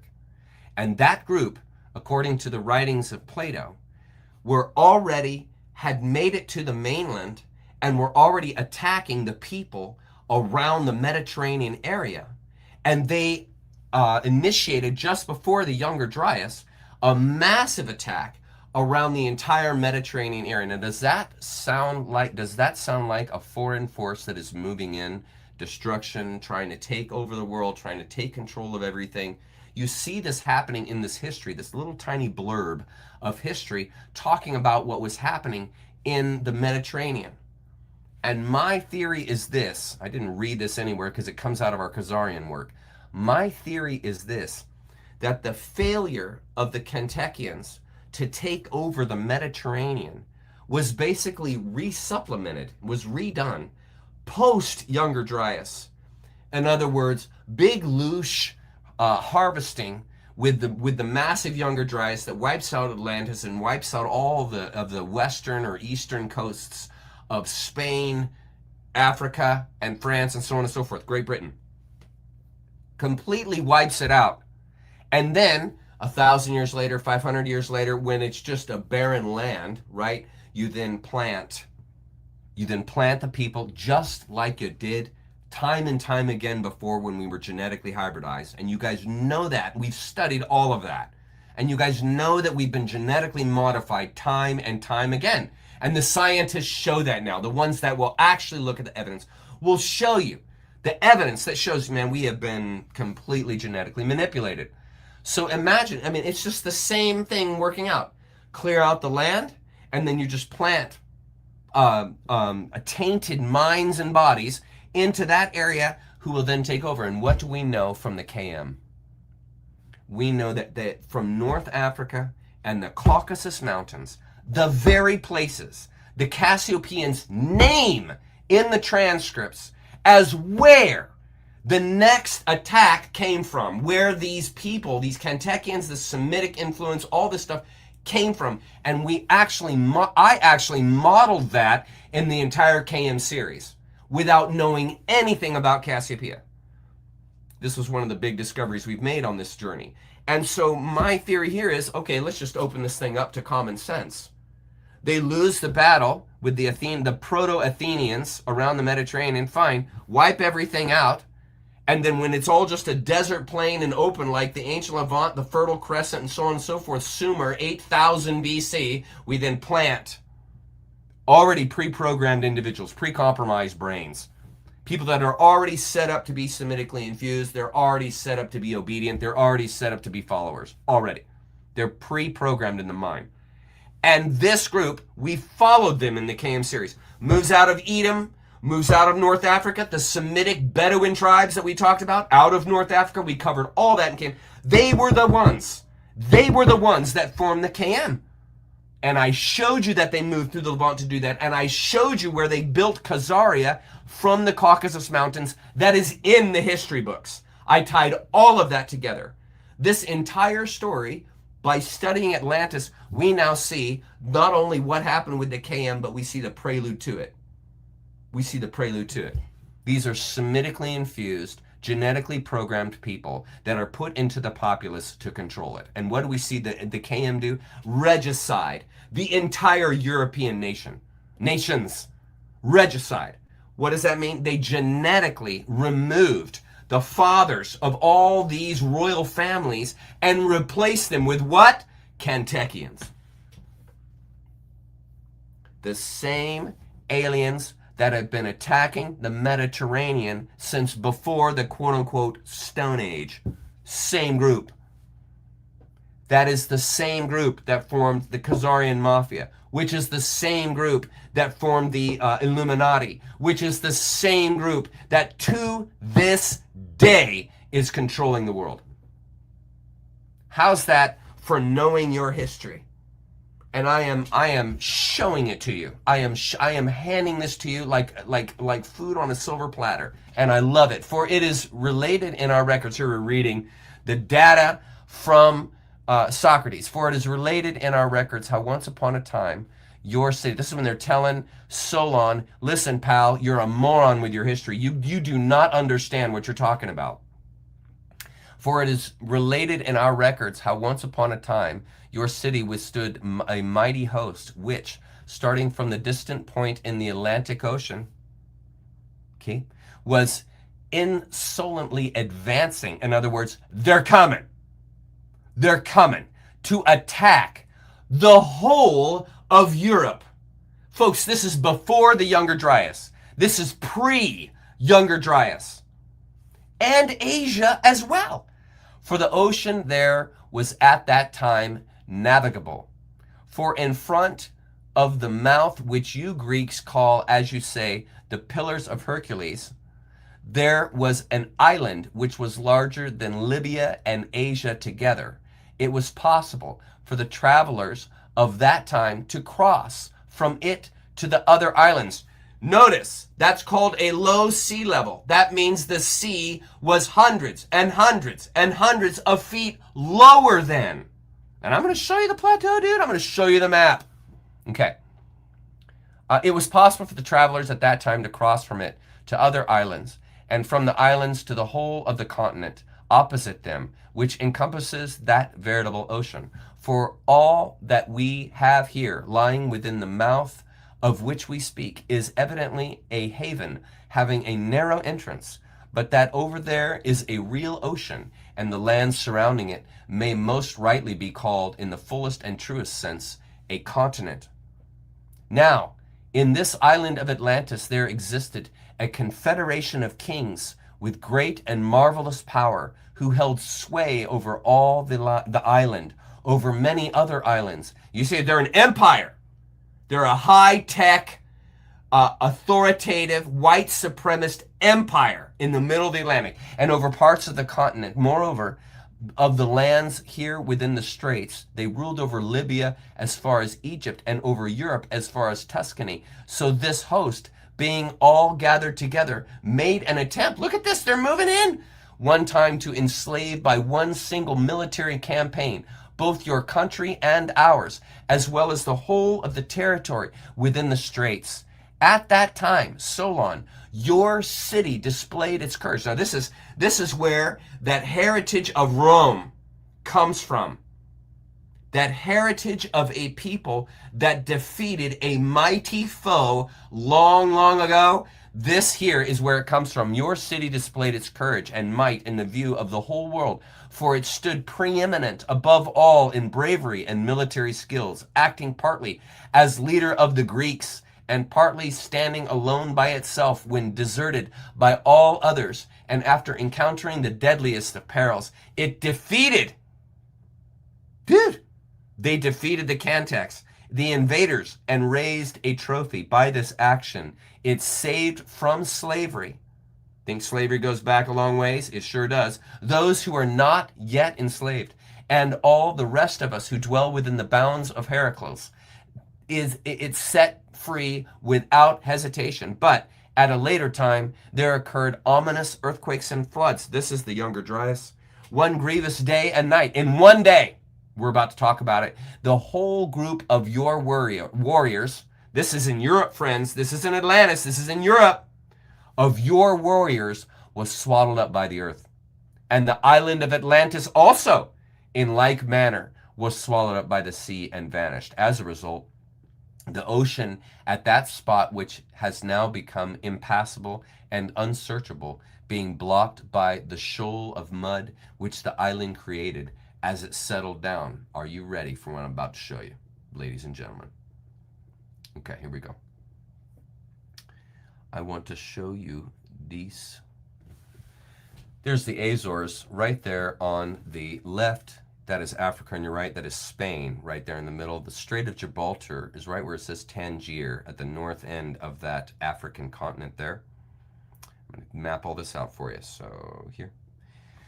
Let's look at the seabed floor. This is the Atlantic Ocean floor. Now, please notice, this is what Randall Carlson was noting in his interview there. There is a massive ridge called the Mid-Atlantic Ridge that runs the entire length, north to south, of the globe. And it is a ridge. Look at this. This is looking down now. That's the lakes like Lake Michigan, Superior and stuff there on the left. And then there on the right is Africa, and you can see, and Spain, you can see the Strait of Gibraltar at that pinch point on the right, and you can see. Now, something I want you guys to notice. Look at how many volcanoes and areas of perturbation of the soil, of the ocean floor, with volcanoes. Here's another shot. Now, you can see there, again, you can see the whole plate there on the left. Look how massive it is, and look how high it pushes up into the ocean. Notice, first of all. Secondly, look at how right there where Atlantis is, on the right side, this right picture, you can see the line going up like a spine. Do you see those bumps? Do you see those areas of land that stick out? Here's another shot. You can see where volcanoes have been pushing out through the cleft itself. And here's an even closer shot. Now, when Plato talked about where Atlantis was, he talked about where the Strait of Gibraltar is, which is that pinch point on the right directly across from the volcanoes and land masses that are sticking up. Now here, this is what he's referring to. You come out of the Strait of Gibraltar and you hit islands, like he said, and then you could see the second set of islands there, right there where I have islands, and then you see where it says mainland. Now, you can see then with the ocean waters receding hundreds and hundreds of feet, these become pretty large land masses. Here's this wider shot. these become pretty large land masses. And notice how it's got kind of a delta appearance. It's got kind of a delta shape. Isn't that interesting? But what you can see then is these are the islands that Plato was denoting in his writings here about Atlantis. And you could see he knew exactly what he's talking about. He's talking about the land that we're looking at. And something that I find really interesting is that it kind of forms this kind of shape. I mean, kind of interesting. It kind of forms, you got two legs going out in the bottom, two legs going out in the top kind of thing. It kind of forms two pyramids. Does that symbol look familiar at all to you guys? Does that ring a bell by any chance? How about this one? Does this ring a bell at all by any chance? I'm just throwing these out there. I'm not saying anything, just throwing it out there. And this is another thing that I thought was interesting. They kind of also form the two fish, Pisces. I just find it interesting. The world is wondrous like that, and I just wanted you guys to notice that. Now here's what you guys need to know is what's going on here, and this is something interesting about Atlantis. There are three major plates that all coalesce right where Atlantis was located, and this should tell you just how many earthquakes and how active this area was on the planet. You can see the mid-Atlantic ridge that runs up the middle there. Then you have the North American plate that's coming in, and then you have the Eurasian plate that's coming in. And then you have the African plate. So you have these three plates. Do you see how it forms the three plates? And look, where all of them push together is where the mainland was. Now think about this for a minute here. Remove this here for a sec. Now think about this for a minute here. Think of how many earthquakes and all of the rumblings that would have been happening in this location. Look at this photo here that I found here. This. Look at this. They're everywhere. These are all fissures that have shot through of the magma that's pressing up through from these plates. And this should give you an idea of how active this area was. Look at also here. This. Look at the earthquakes. They're everywhere. They follow that ridge. This is along that ridge. And the pinch point of all of them is where Atlantis was located. So I just emphasize that to say these people were probably having earthquakes almost every day. The world must have seemed so much to them like a living organism. Hang on, I got a cough.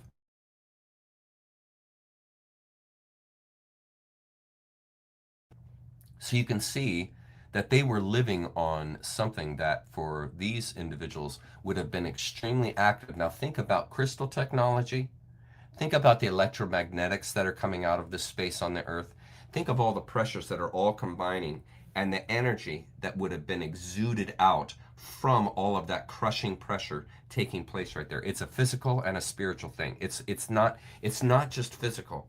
This is igniting also the spiritual. So the location, this is what I want you to understand.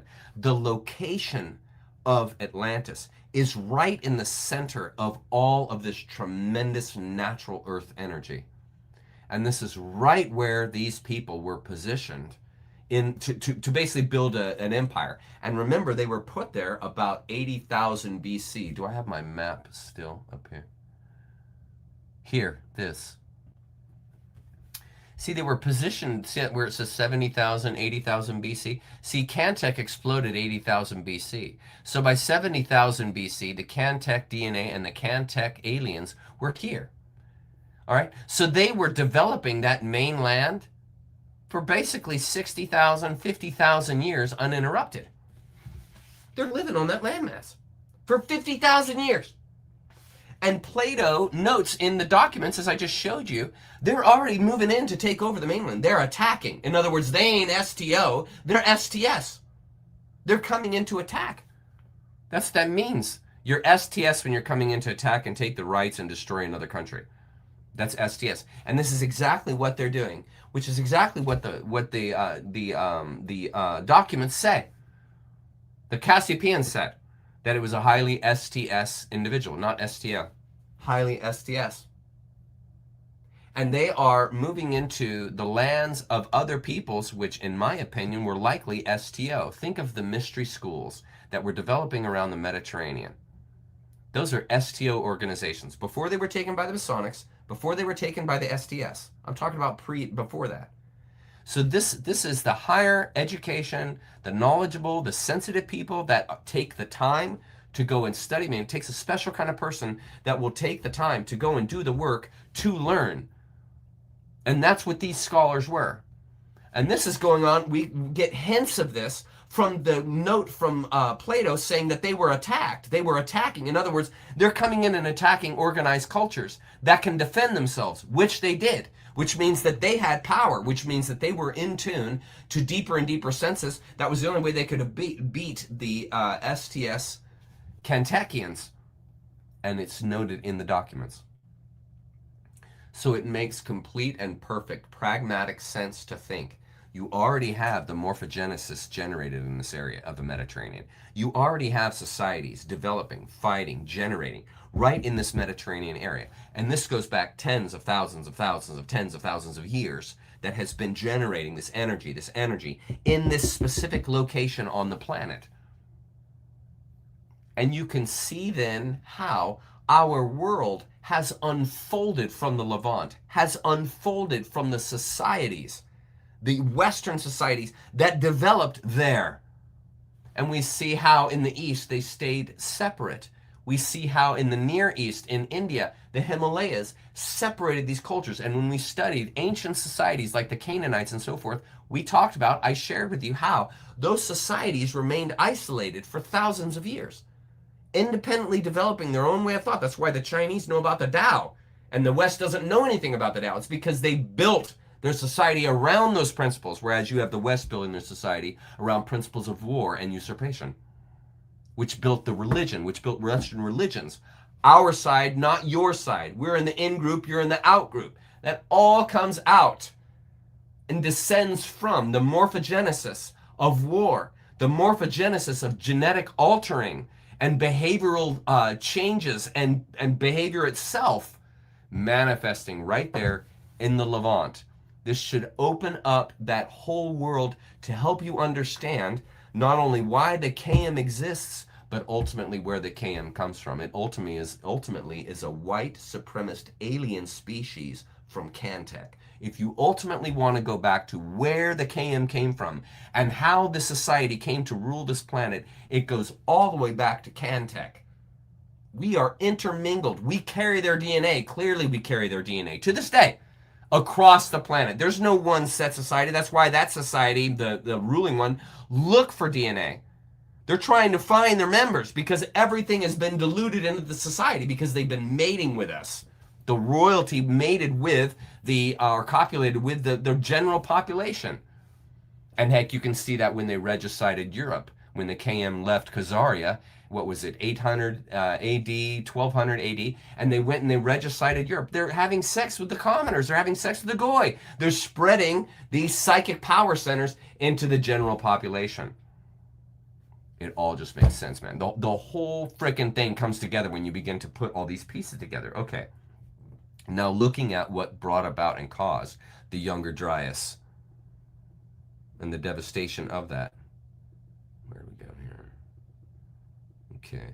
Here's a map to give you guys an idea of the ice sheets that covered the world. Okay. And these ice sheets were at their peak, some of them upwards of 7 miles, but in generally they were about 2 miles thick across the major portion, and they peaked up like a volcano in the middle portion. And if we look here, this. Okay, so this is what wiped out Atlantis. So you have right there at the top, back before the ice sheets had melted, all of that area of land where I have in that white line, that's the movement of water when all of that ice collapsed there in the north. So you can see Atlantis was done for. They're finished. It's the first landmass that's going to be struck when all of that fresh water and salt water instantaneously melts and forms about, according to Gordon, or to Randall Carlson, the 1,000-foot or so tidal wave that would have totally wiped out Atlantis. And then if you're wondering what happened in North America, you can see that tidal wave would have covered all the southern part of North America, all the way down into Mexico, obviously, and down into the island areas of Cuba and so forth, and then right into South America. Sorry, hang on. You see? And this is what changed the world. So when we look at Atlantis, you can see then that all we're seeing in the Azores are the very tip tops of these enormous land masses that used to compose Atlantis.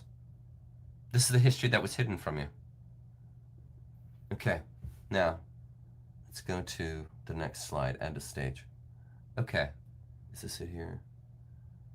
Okay, no, we read that. Next slide. Here. Post-Atlantis global technology and spiritual awareness was significantly frustrated and altered under Younger Dryas.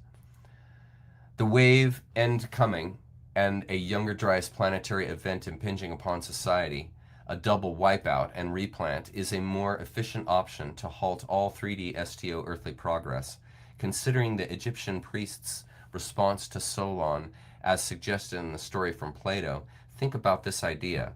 The Egyptian priests claimed just before the Younger Dryas strike, the Atlanteans lost to the Proto-Athenians in a war over the Mediterranean. Then came the Younger Dryas event, which halted all 3D to 4D development. It was a louche double dip. War before wipeout. So you got the war, the long drawn out war that they have in the Mediterranean, and then you got the big wipeout from the cataclysm. And what do you guys see happening and how they handle us? You have these long drawn out wars and then a final wipeout, and then you rebuild the city. And then a long drawn out war, final wipeout, rebuild the city. And this is what happened. World War I, this long drawn out war, and then the war ends, you rebuild everything. Then World War II, long drawn out war, then everything ends, and then you build it back up again, and then here we have now what we've had now when they tried to wipe us out with the COVID and all that nonsense that they tried. Okay, so you guys see the pattern is relevant in there. It's easy to see. It was a louche double dip. War before wipeout. We saw this happening here. World War II, World War III. The STO developing world ceases to exist post Younger Dryas, resulting in mass unawareness, puts controllers in front of free will options. Have you thought about that? Think about that. If I wipe out an entire population and I'm a controller, and I know all about the population beforehand, I know all about what's happening to these people, right? And I then plant my own bots into that land, and then I educate them as an authority, as the Anunnaki, as the giants, as the watchers. I then educate all these individuals that I have planted into that society. I now have bots. All they know is what I've told them. I can now direct their free will because the only reality they know is the one that I have given them. So their choices, their free will be based on the reality that I've handed them, and that's called casting spells. When I use through words to bring about internal understanding, I have cast a spell upon that brain. And it will only think, if it's an uneducated brain, which is what all these were, it will only think in the terms that I've handed it. It will not think in its own self-derived terms. Those capacities have been pushed down in the genetic. These individuals want to believe, want to follow orders, want to have orders, want to have a centralized focus. They're not, the idea of imagination and creative development is not common with these individuals. They're set up to follow. They're set up to obey. They're set up to conform, not to think for themselves. Shut that side of the human brain down. And this is systematic. You do this by planting the population and then educating them. And then all they know is what you've told them, which is egregore. Resulting mass unawareness puts controllers in front of free will options, sequester all freeing knowledge found post-Younger Dryas to one location, the church, which then determines and positions the free will field, which I just explained.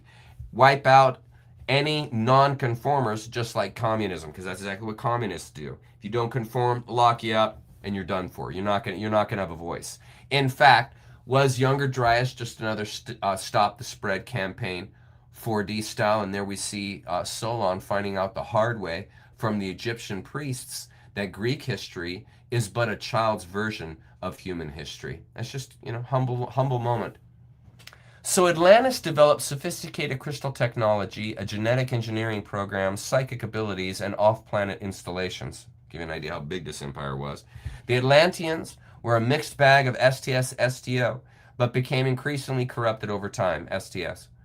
When it threatened the overall efficiency of the 3D louche farm control system, it was deliberately destabilized through a combination of internal misuse of technology and later cosmic cataclysmic events culminating in steer destruction around 11,800 BC. And remember, guys, when I told you way back in KM video number 1 that the Younger Dryas was an attack. That wasn't a natural thing. That was an attack. That was a systematic attack, perfectly pinpointing those meteors, and there were a number of them, to land directly on that ice cap to build the wave that would basically crush and wipe out all of Atlantis, crush and wipe out all the Mediterranean, all those Eastern European cities and nations that were all along the coast, wipe all of it out. Complete reset. And this allows you as a control, you then move right in. You set up the kings and lineages, you set up the families, you set up the entire situation so that all of these people that are growing up in this society are completely your bots. They only know what you teach. They only know the tech that you hand them. Nothing is coming from within the society. It is all impinging upon, inculcated into the society. This is how it works. So Atlantis was a long-lived 70,000 years, highly advanced civilization, likely in the middle of the Atlantic Ocean, and was populated by 3 main groups. And we know that basically the Cantechians had taken this over, a Native American group, and the Parenthas, the Aborigines, which is who I think were most of the people, like the people in the land of Nod, the people that filled the rest of the world outside of Atlantis. In my opinion, these are naturally developing human beings. Think about it. These are naturally developing human beings. And then you have the Cantechians, which are directly coming from off-planet. And they're building their own society and their own empire, isolated on this little island mass in the middle of the Atlantic. Think of this. And they are just generating more and more power. And then eventually what happens is their population grows enough to where they're able to then cross the ocean and begin to attack these other countries. And why would you be attacking them? Because you're going to take them over. Your STS. You're going to take them over. And this is where this is coming from. I'm showing you this stuff in its history and background. I argue that Atlantis became an STS Cantechian hive mind society, so all other populations are to be consumed, obviously. Take mainland as all they were going to take the mainland as all competing populations outside of Atlantis had to go. Other populations are just meals and energy to feed the STS way of life. The Levant we know today was not the Levant that existed in 12,000 BC. And think about this too, the sea level is down 400, 500, 600 feet. So the Levant is nothing of what it used to be. Survivors dispersed and seeded later generations while advanced knowledge was suppressed and fragmented from the devastation. We today have less than 1% of the documents and data regarding Atlantis. It is likely the Vatican and groups within the KM have a vast supply of documents from Atlantis. I mean, think of what they got in the Vatican. Honestly, think of what they got in the Vatican. I mean, it must be mind-blowing what they got in there.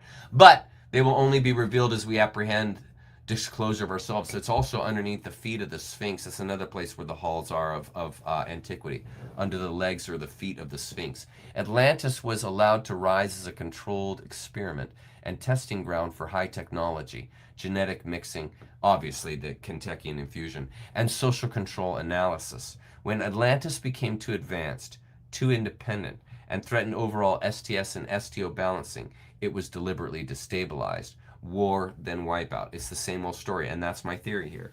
That when they lost that battle to the Mediterranean, probably the damage was so great that it was better off just to wipe the entire continent out instead of trying to rebuild forces again over many, many years and then go back and reattack.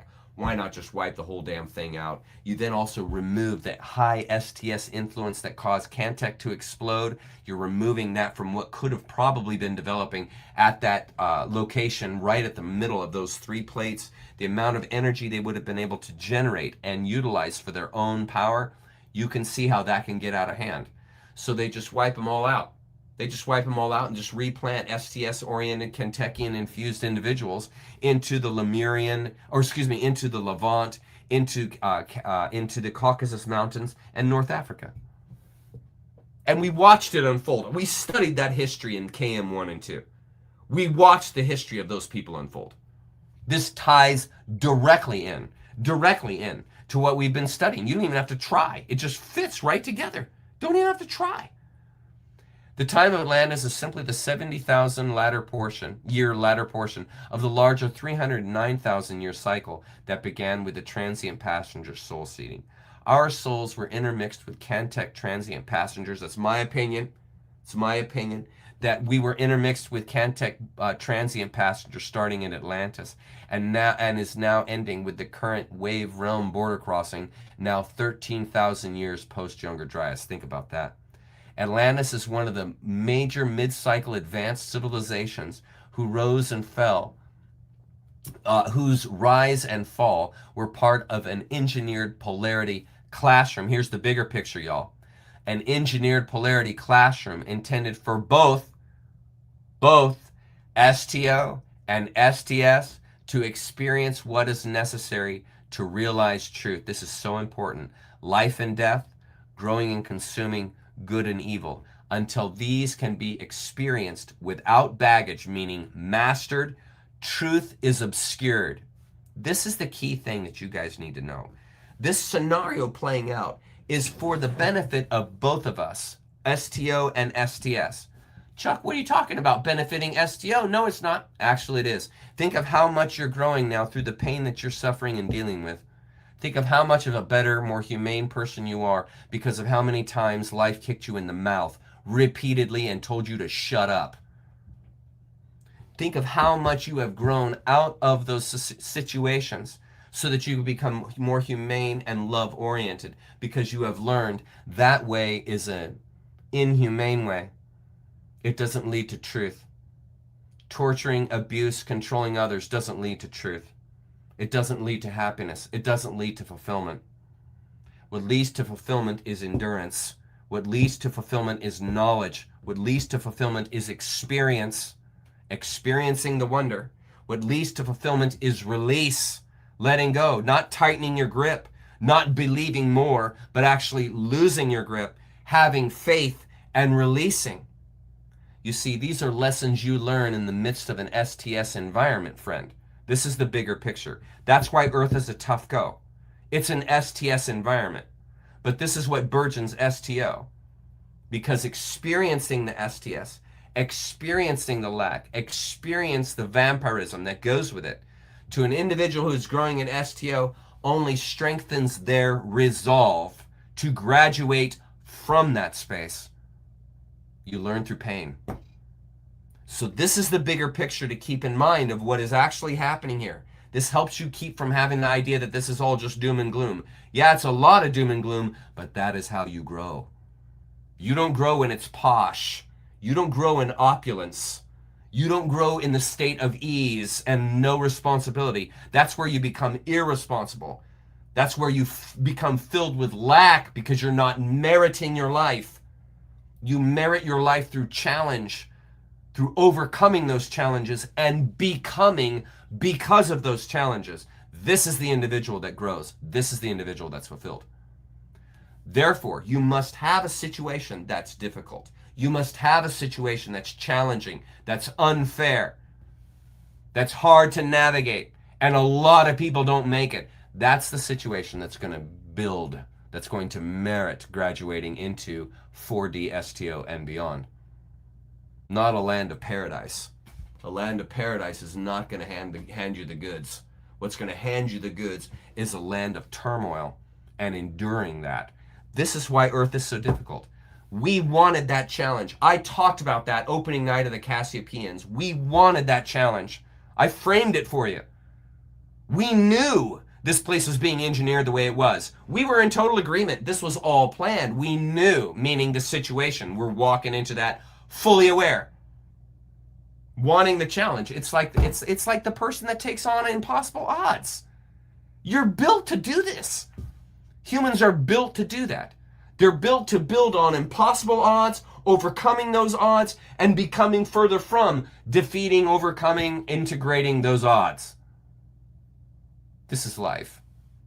This is life. And if you can see the Earth in that kind of picture, it's a lot easier to love it. Because you don't see the Earth as just this big F story and we're all screwed. But you can begin to integrate, have the consciousness to realize, you know what, if I look at this different, if I look at my situation differently, I change and widen my perspective, well, my world is now changed. Because when my perspective widens and my perspective changes, the world changes, because the world becomes what you think it is. This is the hidden truth. And so when you tap into that kind of connection, that kind of knowledge, that kind of awareness, you see, when you tap into that, all of a sudden our situation here looks a whole lot different than it did before you had this wider perspective, before you had this wider view. And this is what is changing the world. The world is changing because every single individual that's doing the work is widening their perspective. So they don't go along with the egregores. They don't go along with the plan. They don't believe. They have faith. You see, and this is what changes the world. This is what changes the world. And this is why the world is changing. This is why you are seeing corruption exposed. You are seeing systems that have been in place for possibly hundreds of years being completely exposed. The financial systems, the government systems, the medical systems, the history, the religions, all of it is being exposed. Why is that? The internet and human imagination, creativity, human self-empowerment. And individuals like you, like me, more and more and more and more of us are born every day. And we are the individuals that say, nah, not buying it. Nah, I'm not going along with it. No, I'm not getting the shot. No, I'm not going to that church. No, I'm not going to believe in that God. No, I'm not going to believe in that religion. No, I'm not going to believe in that medicine. I'm not getting chemo. No, I'm not doing that. I'm not doing that. I'm not participating in these carbon taxes that you guys are putting together. I'm not believing that I'm a carbon generator. I don't believe that I'm a sinner. This is the kind of thing that changes. And when you get more and more in the population, as each individual changes like that, guess what happens? The controllers can't implement their plans anymore because the population isn't going with it. In order for the lie to continue, you have to have the believers. You got to have the folks that believe the lie, that go along with it. Then it has power. The lie has no power if no one believes it. Has no power. If you're laughing at your statesman and saying, you know what, this plan that you got is a bunch of BS, I ain't going with it. If you don't believe in it, they don't have any power. Your lack of belief, you just don't go along with it, that you basically are taking away all their power. And this is what you guys are seeing happening in real time. And this happens through knowledge, personal experience, courage, willingness to change, tolerance. This is how it happens, and we are doing it. You are seeing it in action. So to read this again, so that everything is very clear, and you guys understand very clearly what is happening here, the bigger picture of what's happening. Atlantis is just one, okay, folks? It's just another one of the major mid-cycle advanced civilizations. There was probably one before Atlantis that we don't even know about, most likely. Mid-cycle advanced civilizations whose rise and fall were simply part of an engineered polarity, which we talked about week 1 Cassiopaean. Classroom intended for both STO and STS, both to experience what is necessary to realize truth. Please see the deeper picture. Life and death, growing and consuming, good and evil, until these can be experienced without baggage, truth is obscured. That's why the person who's soft is not aware of the truth. It is obscured by their soft life. It is obscured by their irresponsibility. They don't see the truth because the truth is not available to the lackadaisical, to the stoic, to the intolerant. Truth isn't available to them. You're only going to get a little tiny piece. You ain't going to get the bigger picture. Until you empty this mind, until you empty your preconceived notions, until you empty from the egregores, just how much truth can fit in that brain of yours, friend? Just how much truth can get in there? Just how much of your experience are you actually going to experience if you're living in the life of belief, if you're consumed in belief and are holding to belief? Just how much reality are you experiencing? None. Because the whole world is based on your belief, because it becomes what you see. It becomes what you assume it to be. What is in your mind, the programs that are in your mind, is what it becomes. And if I have captured that as a controller, you're done. You'll never know the truth. You'll never see it. Never. Too consumed with your own ideas, too consumed with your preconceived notions, too assuming. too trusting of authorities. You need to trust less. Trust yourself more. That is the last thing controllers want. They want you to trust them and question yourself. That's why the first thing they do in religion is commit you to being a sinner, so you never trust yourself. The first thing we got to do is make sure you never trust your own discernment and your own self. You are dependent on the doctrine, the authorities, the gods, not yourself. This is critical for you to never have a true experience. Critical. Because your brain has been caught.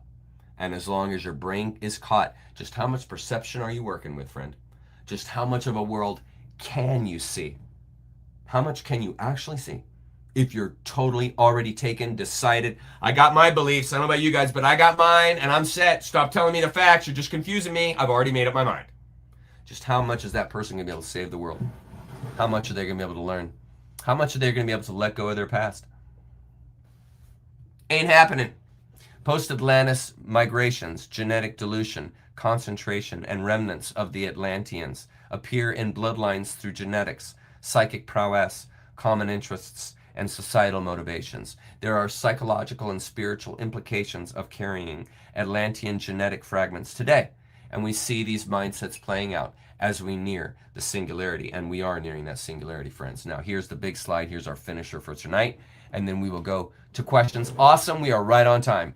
Atlantean history is the history of this wave cycle we have been traversing over many lifetimes.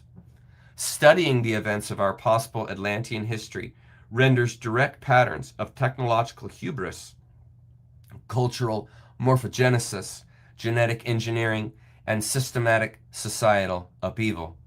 The wave bears an archaeological, geological, and in fact, cultural history, that's that morphogenesis, predating the Younger Dryas. Our society, with all its secrets, is a reflection and indeed carrier of this history. Underwater structures, stone monoliths and pyramids with electromagnetic tech, genetic engineering programs, transhumanism and Epstein, right there, it's in front of you. Genetic engineering programs, fair-skinned bodies on a sun-drenched planet, which makes absolutely no sense, and ancient underground cities, like under the Vatican, which I showed you in the KM series, render a far different paradigm than what has been portrayed by the authorities. Does it not? Look at how they're trying to hide Göbekli Tepe. They don't want you digging in that stuff. No. They don't want you getting in that Pyramid of Giza. No, you guys can't see that stuff. Nope. Nope. You're not allowed to dig underneath the Sphinx. No. No, not gonna let you have that. Have you ever seen those videos where they show the people who are in charge of Egypt and they move when the people are going in and they move in to stop them and they say, you can't go in there, can't go in there, can't go in there? It's all just part of the plan to keep you out. All part of the plan.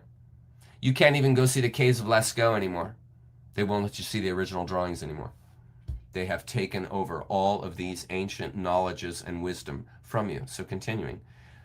The wave authorities, pragmatism, pattern, and experience support and expand the outlandish claims of the Cassiopaean transcripts, outlandish in quotes please, of the Cassiopaean transcripts, and this channel for that matter, of course, which is something current historical theologues cannot stoop, I use that word particularly, cannot stoop to consider, and therefore offers unique opportunity to those like us who are tolerant and willing to see past the authorities, past obedience, and past conformity. And speaking of which, this leads to coherency. The relevance of all data from the series relating to the present wave transition to the Grail creates a coherent narrative. This is the key thing, and this is what I was touching on earlier. A coherent narrative structure that is relevant and applicable, not back then, now. The heart will never be satisfied with discontinuity. And this is my goal here. I'm going to highlight the top of it. This is my goal here, is to bring about coherence. That's what happened when folks watched the KM series. They had a whole bunch of information, but there wasn't a coherency between all the facts. And when I presented the KM, presenting the Cantex, presenting all this ancient stuff, I bring in a coherency. Nature Creature brings a coherency to these misunderstood maligned, obfuscated histories that have been used to twist our mind and form us to believe things that are not true. So the work here is exactly this, building a coherency so that you cannot be deceived. That's the goal of Nature Creature, is to help you not to be deceived. So here's your pro tip to finish the day. Pro tip regarding heart-mind coherence. You will never render coherent truth relative to you by conforming. Do you understand? You will never render truth coherent to you through conforming. That's like following someone else's bliss and thinking it will satisfy your heart. Do not do that. As long as you follow someone else's bliss, their pursuits, what they love, what they think works, on and on, you are always pursuing someone else's fulfillment, not your own. Not your own. And it is so important that there is a coherency between your experience and truth. And this happens through this whole idea of opening your mind and your heart so that they have a coherency. What you feel inside is what you're experiencing, realizing there in front of your eyes. There is a coherency in the history, in the medicine, in the government, in the ways and means that you go about life, your ontology, and your heart and your mind coherently walk into these spaces, and there is peace because, again, there's coherency. There's lucidity between what is unknown and what is known, and you're able to walk in that space. And this here will render to you then why it is so important to have your own opinions, to think for yourself, to not allow any religion, to not allow any institution to think for you, but to always think for yourself, because this maintains a coherency between your heart and mind, because your heart is not led. Your heart becomes. The heart doesn't take orders. It doesn't listen to anything. It has its own way. So there has to be a coherency between your heart, the truth of all things, and your mind. And when these things are in disagreement, when you think less of yourself, when you don't know who you are, when you don't know the world that you're in, it creates disharmony between your mind's ideas and the heart's truth.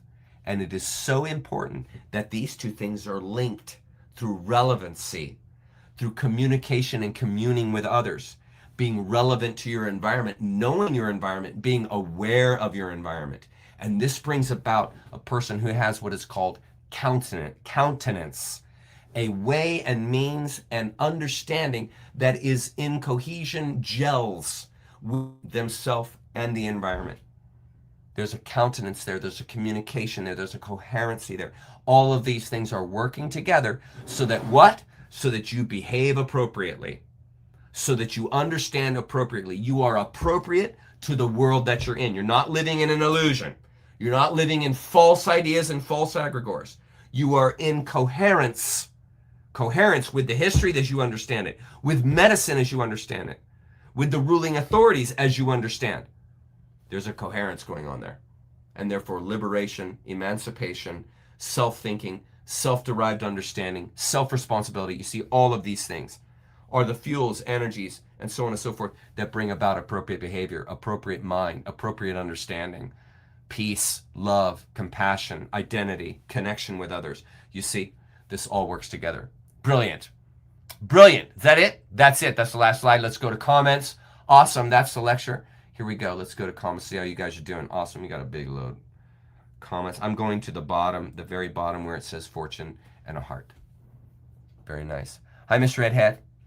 Let me know your questions. Start laying it on me. You're right there. I'm looking right at you, Miss Redhead, Sunshine Canyon. What do you guys got? Or should I go to banners? I can go to banners, but I so much enjoy live and catching someone right away. Yeah, there are many books of the Bible. Mary is one of them that were taken from you. Hi, Bob. What's going on, buddy? You're first in line, my friend. Hi, Chuck. Putting my hand up to be here. Nice. Thank you so much. Realizing that 3D is not for the faint of heart. You're exactly right, sir.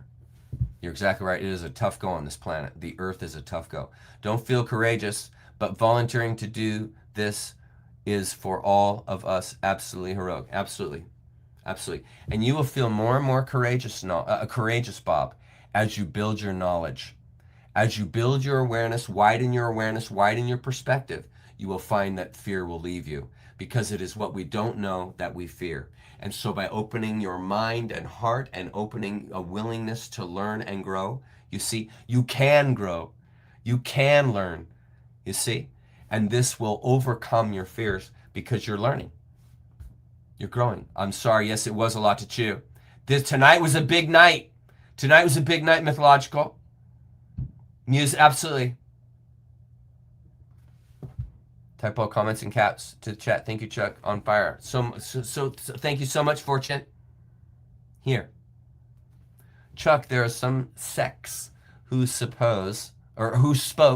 the truth about Jesus. Only the Catholic Church lied to us. In my opinion, rulers, for what it's worth, I hold Jesus or any sage from the past very loosely. So I subscribe the idea that it doesn't matter if he lived or died. So if he lived, great. And then I also subscribe to the idea that he was simply another sage that was attempting to express these very, very difficult aspects of life to express in the culture and society that he was in, which was, now think about it, the society that Jesus was in was extremely intolerant. I mean, think about this. It was very, I'm not going to say that. It was extremely intolerant to the local societies. Think of the Pharisees. Think of the environment that the hardcore Jewish individuals. This is the environment of Jesus, right? Very intolerant. And he was trying to speak, possibly, in a language that the current society didn't have words for. And so attempting to put into words a wonder into a society that doesn't have words for that wonder, it's difficult. It's a lot like what we did with Zen. Remember, there were all those Zen words that we didn't understand and that didn't really fit really well into the English language. It's the same idea here in the West. And the, what did he speak? Koine Greek, I think is what Jesus spoke. The Greek that he was speaking was limited to that language.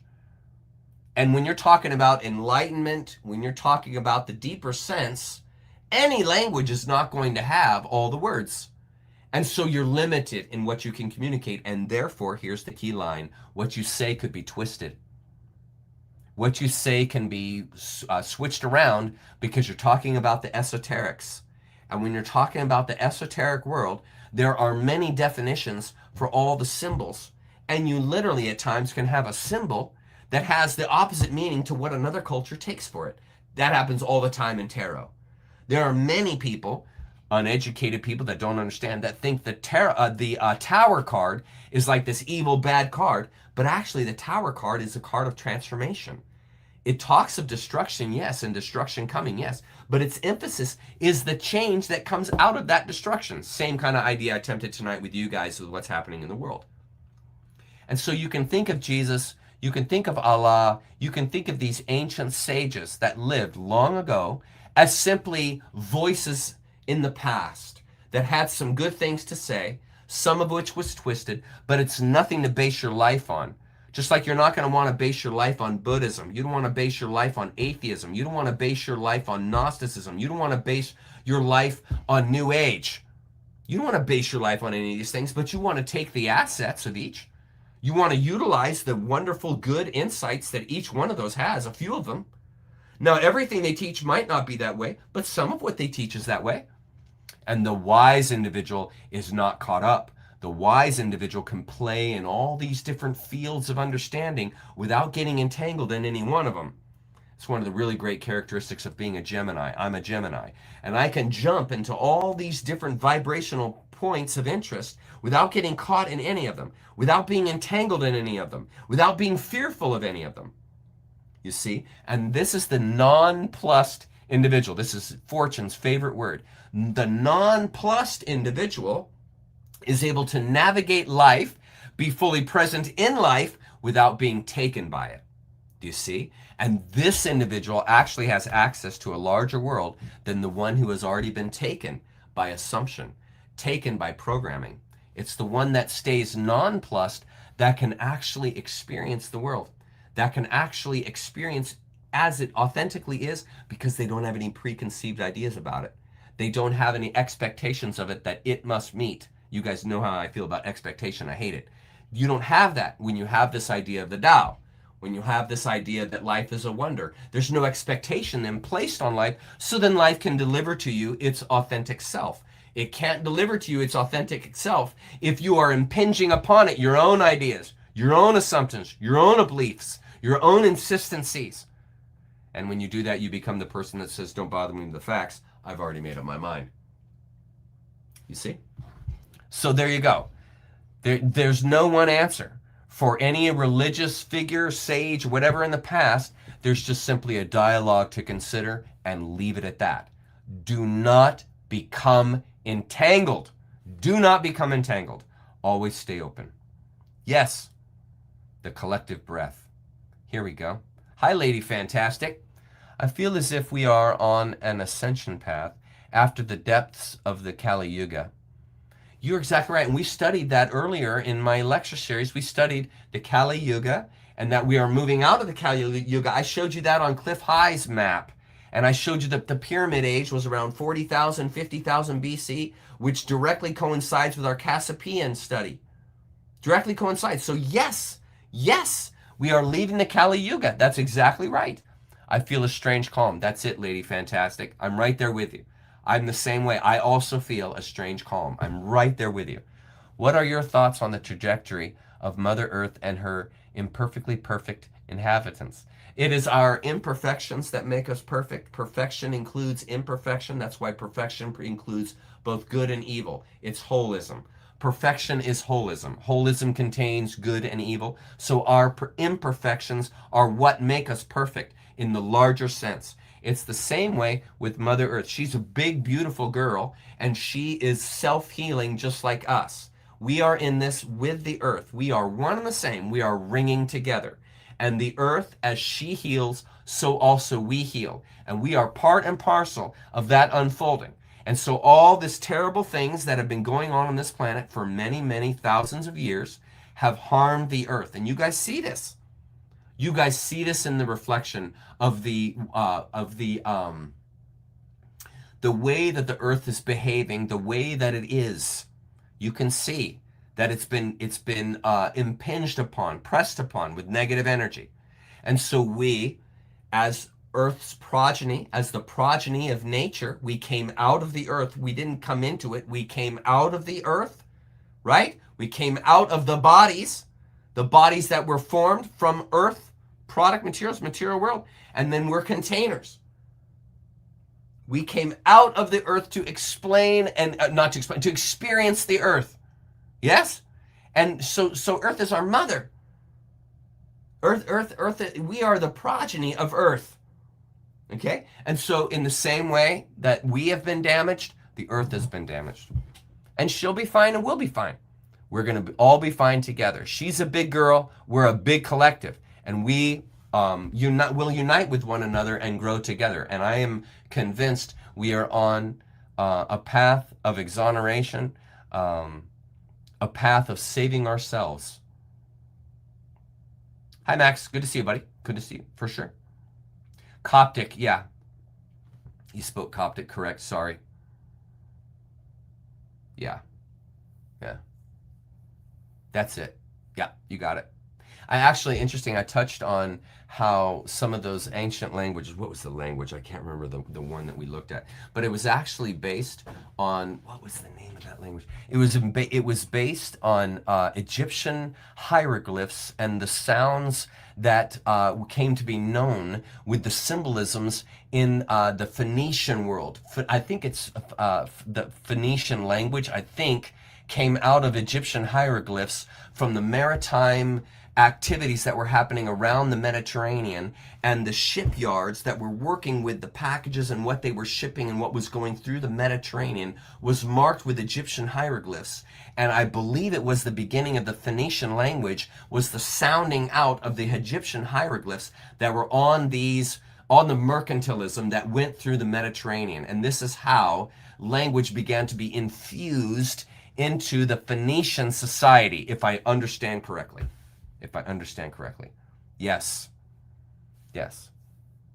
Yes.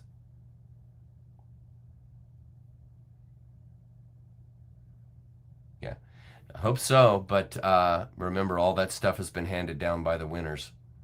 Just keep that in mind. And the winners haven't been so nice. Have not been so nice. Yeah, correct. Yeah, exactly. Yeah, completely reject the Catholic Church, that's for sure. That's a horrible institution. But Jesus, as far as his STO leanings and his idea of awareness and Christ consciousness, there's nothing wrong with that. There's nothing wrong with that.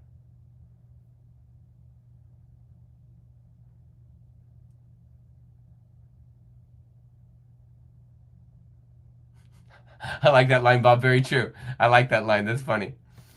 Fear is the louche that is the most delicious to them. Fear and worry. I think love is the one. You're correct for the evil ones, but as far as louche is concerned, love is the most delicious. But that's what we feel, and that fulfills us. But yes, to them, evil louche is the most delicious. Yeah, fear and worry. You're correct. Submissive fear. Correct. You're correct. Love, empathy is the ultimate louche. You're correct, and they spit it out. You are correct. Keep it always non-plus, baby. Fortune, you are on fire tonight, love. Nailed it with that quote. Nailed it with that statement. Right on. You're welcome, friend. Yeah, exactly. Right on. I'm all about tolerance. I'm all about tolerance. I'm not about hatred. I'm about tolerance. I love sarcasm. I love sarcasm. It's so good. Yeah, I mean, it is. It is. That Christianity is out of the order of the black snake. The entire Christian enterprise comes out of Satanism. It's just, that's a hard pill for a lot of folks to swallow. But that's where it comes from. Just ask Mark Passio. Yes, exactly. No one is coming to save you. You must save yourself in this world. That's the setup. Yep. Yep. What is a sage?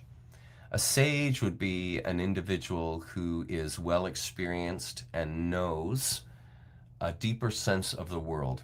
A sage typically has gone through initiations, life initiations, often not formal, but just the challenges of life.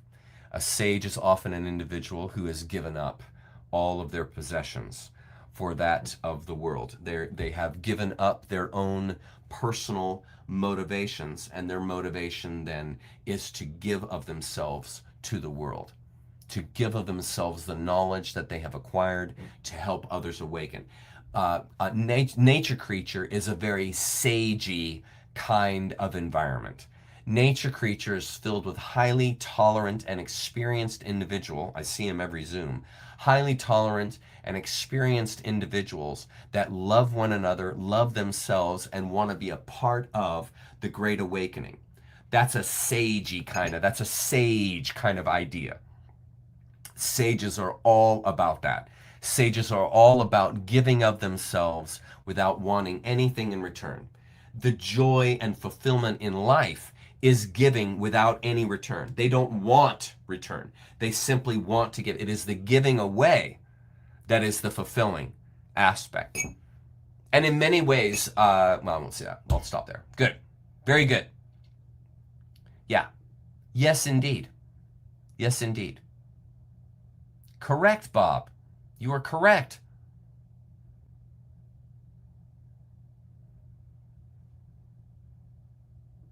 I would say because the shaman knows inside you. A good, true shaman would be able to read you instantly and would become the voice of your heart. A true shaman that is aligned to the plants and the powers of nature will be able to will have more power than the average Joe that isn't aligned to nature and isn't aligned to nature's principles. And so when you have a conversation with a true shaman, they're able to read your heart and speak the words that your heart is not able to put into words. A true shaman will be able to speak the heart's voice. The true ones.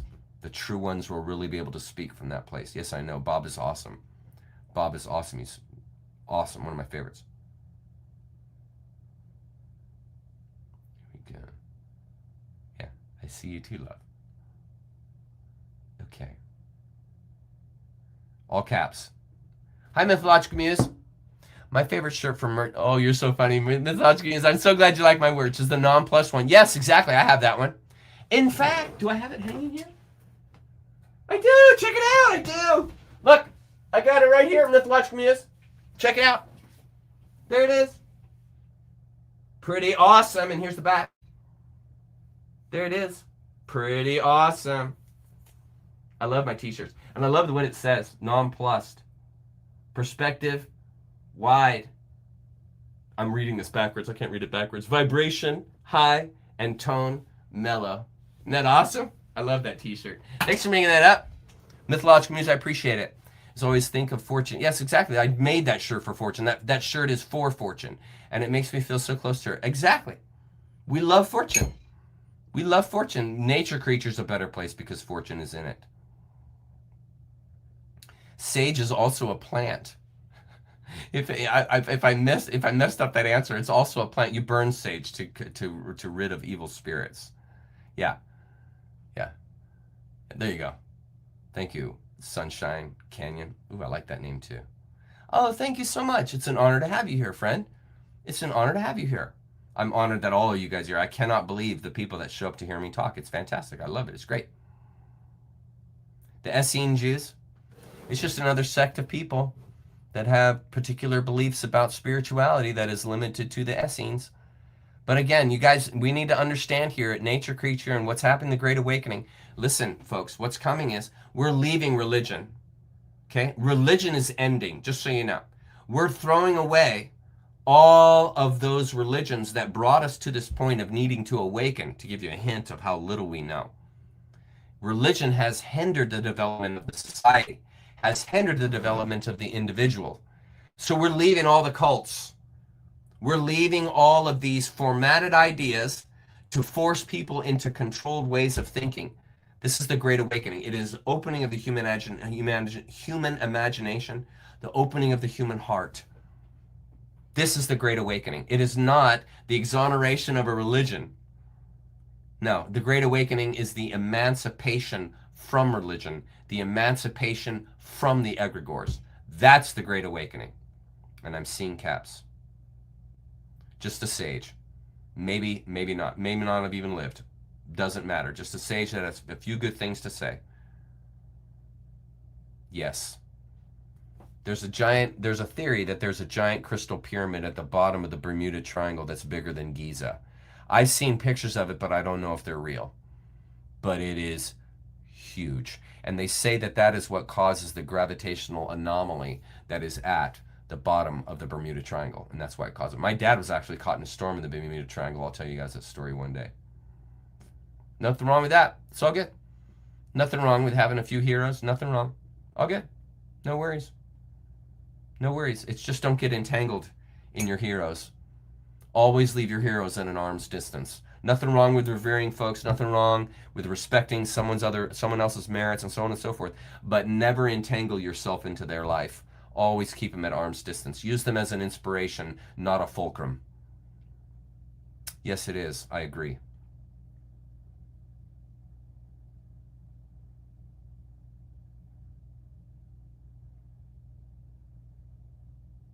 Yeah, 100% Lady Fantastic. It's all the same creatures recostumed for the society. And every society has their own folk ideas of the elementary. Every society. It's my understanding that grays, are bots, that they're not, they don't have an independent will. They're a bot. Chuck, Shan, and Fortune, and King Gerbo. Absolutely. Shan, Fortune, and King Gerbo are first-class people, rulers.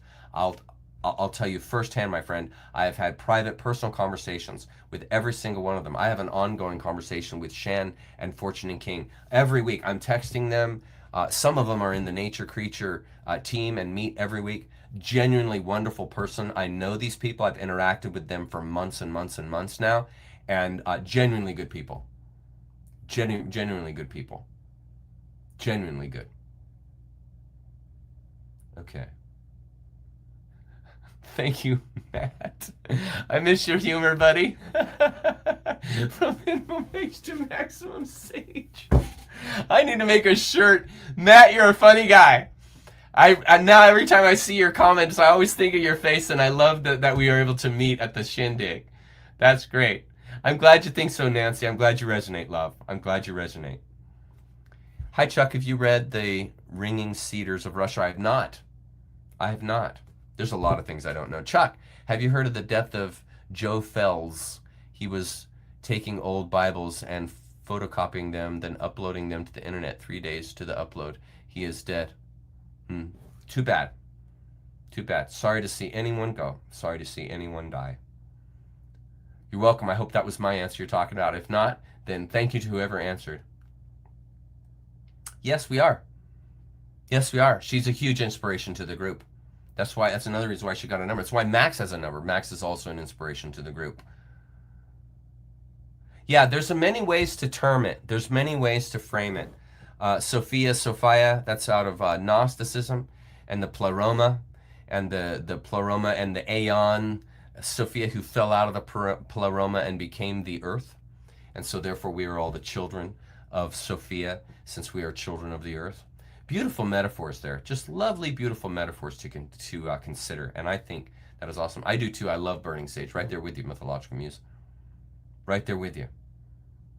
Right there with you. Any caps? Are we good? You're welcome. Amazing, isn't it? Isn't it amazing? The plateau that runs along the Atlantic. And isn't it amazing and nice to know now where Atlantis was and to know of this history?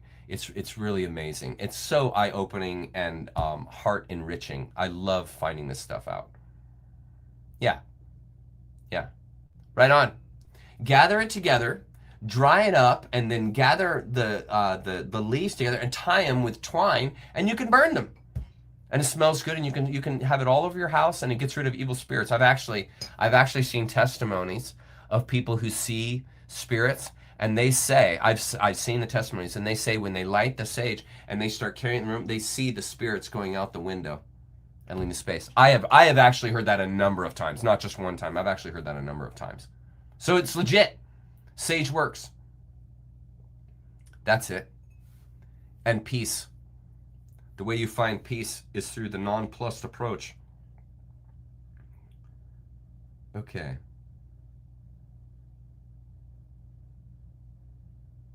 It's okay. Ember Cosmic, it's okay. It's a slow turnover, okay? It's a slow turnover. It's not going to happen quickly. It's going to be a very slow turnover. People, the last vestige of people's ontology is always their religion. They'll give up their government. They'll give up medicine. They'll give up science. They'll give up history. But they ain't giving up their religion.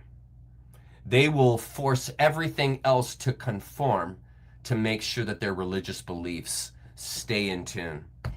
And one of the great things that's going to happen in the Great Awakening is this pragmatic, factual, matter-of-fact reality is going to begin to descend upon the earth. And people who have been living in these fantasies of religion and these egregores and these fantasies, fanatical ideas about themselves and the world will see so many incongruencies in the authentic world that manifests, that's coming, right, that they will have to leave. It's the same thing that happened when I was in the church. And I realized if I stay, I know too much. And if I stay, I'm now a coward. I'm a hypocrite. Hypocrites are cowards. And it wasn't intended. It was simply, holy crap, I know too much. I now have found out more, and I cannot stay a true, authentic human with integrity if I stay in this religious position that I have put myself into, because I've seen too much. And there's too many incongruencies for me to stay in this religious position. And so in order to remain true, authentic, and real, and, a human being, I had to leave. Couldn't stay because I didn't believe what the church was saying. I didn't think that it was right, and I didn't think it was helpful. In fact, I thought it was extremely harmful. That was one of the major motivations to leave, was I thought what the church is doing to people is extremely harmful. And so that became the motivation to leave. And Amber Cosmic, that is going to take a long time, and I really like that butterfly or whatever that is for your insignia. I really like that a lot. But it's going to take a long time. It's going to take a long time. Because the last thing the Great Awakening is going to break from people is their religion. People do not leave their religion. They do not leave. Even when it's shown to them to be bunk, they'll still hang on for dear life. Are we good? Let's wind it down at 7:30. We need to wind it down. Hey, what's going on, Hyverbal? Chuck, can I special order a t-shirt which says, I came to Earth to chew bubble gum and not to obey, and I'm all out of bubble gum. You know? Hyverbal. He is taking, what is that movie? What is that movie, Hyverbal? Post it real quick for me, buddy. What is it? They return. What is it? It's that movie with that old former world wrestling guy. It's going to pop up here in the comments here in a minute. They Believe or something like that. They Believe, I Believe. What is the name of that book? But that movie, he's referring to a line from there. They live. That's it. Thank you, Fortune. They live. That's it. So there's a line where he talks about bubblegum and chewing all that stuff, and it's really funny. And he sent me that comment a while back, and so it's easier for me to get it now. But I can do custom t-shirts, but we might do that someday. I don't know. We'll see. We'll see. Yeah, and for those who haven't seen the movie They Live, it's a good movie to go check out for what it's worth. Go check it out. That's him, Rowdy Piper. That's it. He's the protagonist in the movie, which is so funny. Rowdy Piper is an actor. Too much. But it was a great movie. It actually really showed quite a bit of the truth of the situation. You're welcome, Twisted Pixie. I'll go ahead and play here in a minute. I'll go ahead and play the postlude again, or the prelude again, because it's great music and has some good letters in it. And it's also going to have the interview with Randall Carlson, which is really helpful in understanding Atlantis. But today was a good day. Today was a good day. Thank you, rulers. I appreciate it, friend. Thank you. Thanks, guys, for being here. Really appreciate your being here and participating in the health of society. It's healthy for us to meet. It's good for us to meet. It's efficacious for us to meet. And so I like this very much, and it's really encouraging to me with all I'm going through. It's great to have you guys here with me, getting through this together, and I'll look forward to seeing you tomorrow at Zoom. We're going to be meeting at 11 o'clock. It's going to be a rough go tomorrow, because tomorrow after Zoom, I'm going to have to go and do something that I don't think any person in the world would ever want to do. So it's going to be a tough one tomorrow. But thank you so much, guys, for being here, supporting me in my work, and for the love that you bring to the group. I can't thank you enough. Thank you so much. Yeah, love you too, Fortune. Thank you for being here so much. Thank you for being here. I'll leave the comments up so you guys can continue to comment and share with each other. Love you too, King. Yeah, Real Street Shaman, thank you for being here. Yeah, thank you for being here. I appreciate your input. Thank you so much. Thank you, Lady Fantastic. Thank you. I appreciate your holding space for me. I really appreciate that. Thank you, Max. And thank you, Gail. Yeah, thank you so much, Gail. I appreciate that. Thank you. Thank you, Michelle. Thank you so much, George. Yeah. Thank you so much, Catlin Kiss. You're such a support here, and you're such a major participator here. Thank you so much, Catlin. Catlin, you really bring a lot to our group. Thank you. And you too, John. Thank you so much. I think you might be 23, John. I might be mistaken with someone else, but I think you might be 23. We'll see. I've got a letter from someone that's number 23 in our lives saved. I really appreciate you, Matt. I really appreciate your humor, Matt. You always make me laugh, and I appreciate that so much. Okay, guys, we'll wrap it up. I love you so much, and I will see you at Zoom tomorrow. If you want to come, feel free. It's just $9 a month to join my group, and the meeting with Zoom is included in your membership. So we'd love to see you. I also post the high-res slides from the evening. Next week we will be doing Zen. We're going to finish Zen next week, which is awesome. Finally have Zen done, and then we're going to do that incredible idea I had of introducing the Great Awakening, or talking about the Great Awakening in the capacity of Jung, McKenna, and Watts. So that will be awesome. Thanks. All right, Chuck. Glad you enjoyed the show, friend. I'm going to go ahead and play the prelude postlude. Let's see. Let's get back here at the beginning, and we'll get her rolling. Love you guys. I'll see you next week. I love you. See you Wednesday on my other channel. Can't wait to see you.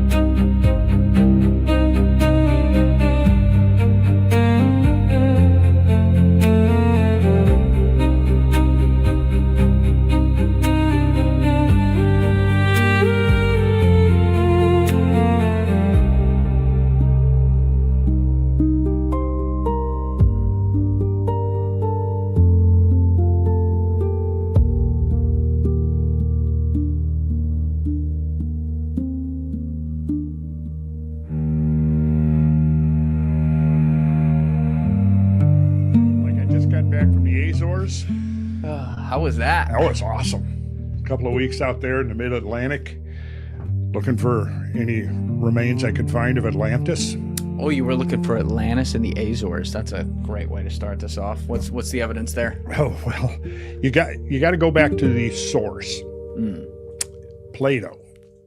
You've heard of Plato, right? Oh, yeah. Considered to be the greatest metaphysician of Western civilization, right?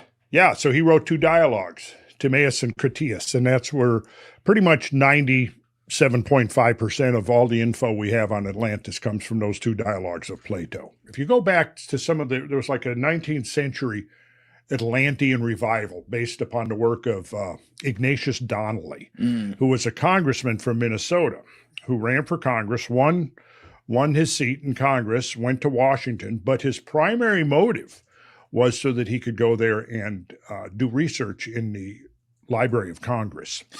So he spent a lot of time in the Library of Congress and did a lot of research, and he came back and he wrote two books on Atlantis.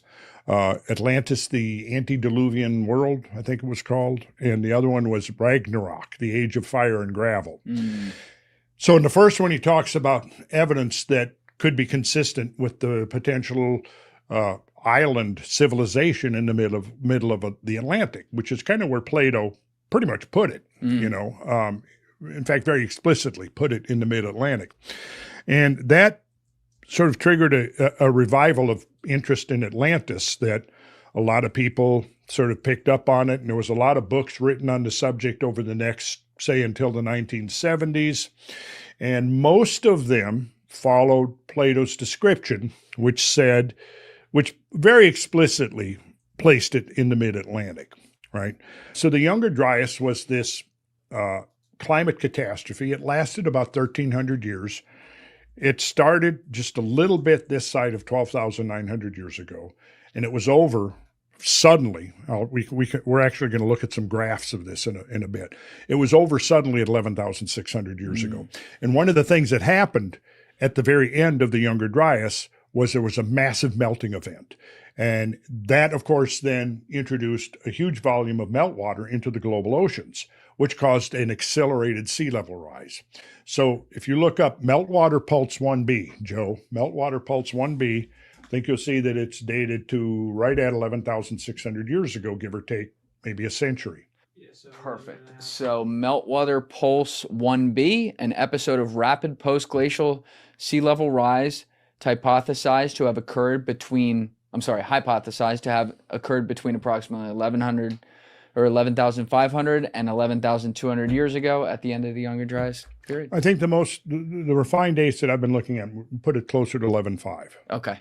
But it lasts 300 years, give or take? But what happened was you had this rapid pulse, and then it didn't just diminish all at once. Yeah. So it sort of declined over a period of several centuries. Got it. But it looks like the initial pulse of meltwater was very rapid. And so this is at 11,600. So that works out to be precisely Plato's date that he gives in his dialogues multiple times, not just once. So if he made a mistake, he made it multiple times. And, the Egyptian priests are very explicit and say, yes, we preserved this story in our sacred registers from 8,000 and 9,000 years ago, right? So anyways, I look at that and I go, okay, so Plato places the subsidence of Atlantis 11,600 years ago, which is within a few decades of a massive meltwater pulse, right, when sea level would have been rapidly rising. Now, to get into a little geophysics here, when you have surface loading, mass loading, whether it's on the oceans or on the continents, the crust of the earth is not perfectly rigid. It gives. In the same way we're sitting on these cushioned chairs. I made this analogy for Rogan one time. I said, right now, if you were to try to understand what isostatic depression is, this is the term for this. Everybody knows about continental drift, which is lateral movement. Less known is isostatic, which is vertical movement. And I said, right now, Joe, you're sitting on a cushioned chair and your ass is causing isostatic depression. And I think he got that. I Yeah. think he understood that then using. I almost feel the earth moving right now on my ass a little bit. Now, this is from Timaeus, and this is Critias talking. And Critias the Younger, and he's talking, addressing this to Socrates. And he says, "Then listen, Socrates, to a strange tale, which is, however, certainly true, as Solon, who was the wisest of the 7 sages, declared. We don't necessarily, he was a relative and great friend of my great-grandfather Dropidas, as he himself says in several of his poems, and Dropidas told Critias, my grandfather, who remembered and told us." So that's the lineage of the story. And that there were of old great and marvelous actions of the Athenians which have passed into oblivion through time and the destruction of the human race, and one in particular, which was the greatest of them all, the recital of which will be a suitable testimony of our gratitude to you, and also a hymn of praise true and worthy of the goddess, who have been, which it may be sung by us at the festival in her honor. Socrates is saying, very good. And what is this ancient famous action of which Critias spoke? Not as mere legend, but as a veritable action. Now, I'm emphasizing that because throughout the dialogues, over and over again, Plato's declaring, this is real. I'm describing a real phenomena here. So you cannot, from the internal evidence of Plato's writing here, of his dialogues, that he meant it as an allegory. In fact, just as the opposite, right? Is he literally, am I understanding that correctly, that he is making the assumption, or I shouldn't say the assumption, like he is saying that the Atlanteans, their direct descendants, are the Athenians, meaning they were a part of our culture? No. What he's saying is you had a culture in Greece. Okay. And he later in there, he says, even though I'm using the terminology of our time, we're not, in other words, he's calling them the Athenians, but that's why I call them the Proto-Athenians, before the Athenians, because we're going back now 9 to 10,000 years ago. And so he's saying that that the Athenians, Proto-Athenians, organized all of the civilizations and societies within the Mediterranean to repel these invaders that came forth from the Atlantic, to subdue them and enslave them. So this was the great action, right? And then immediately subsequent to that is when this great destruction occurred that resulted not only in the destruction of Atlantis, but also he describes, and this is something a lot of people forget or are unaware of, is that he also describes a major destruction in the Hellenic Peninsula. Right. And talks about a huge, major erosional event. Where an erosional event? Erosion, which would mean erosion usually happens as a consequence of intense, prolonged rainfalls. Right. Yeah, so that was kind of the implication there. If you have wind blowing, let's say off the continent, like a lot of the ice cores that have been extracted and studied are from Greenland. Now, if you've got a westerly wind coming and that wind is picking up pollen or other, things like isotopes, particularly oxygen isotopes, not so much picked up by wind, but oxygen isotopes are in the ocean. They're in water. Now, you have oxygen 16, oxygen 18.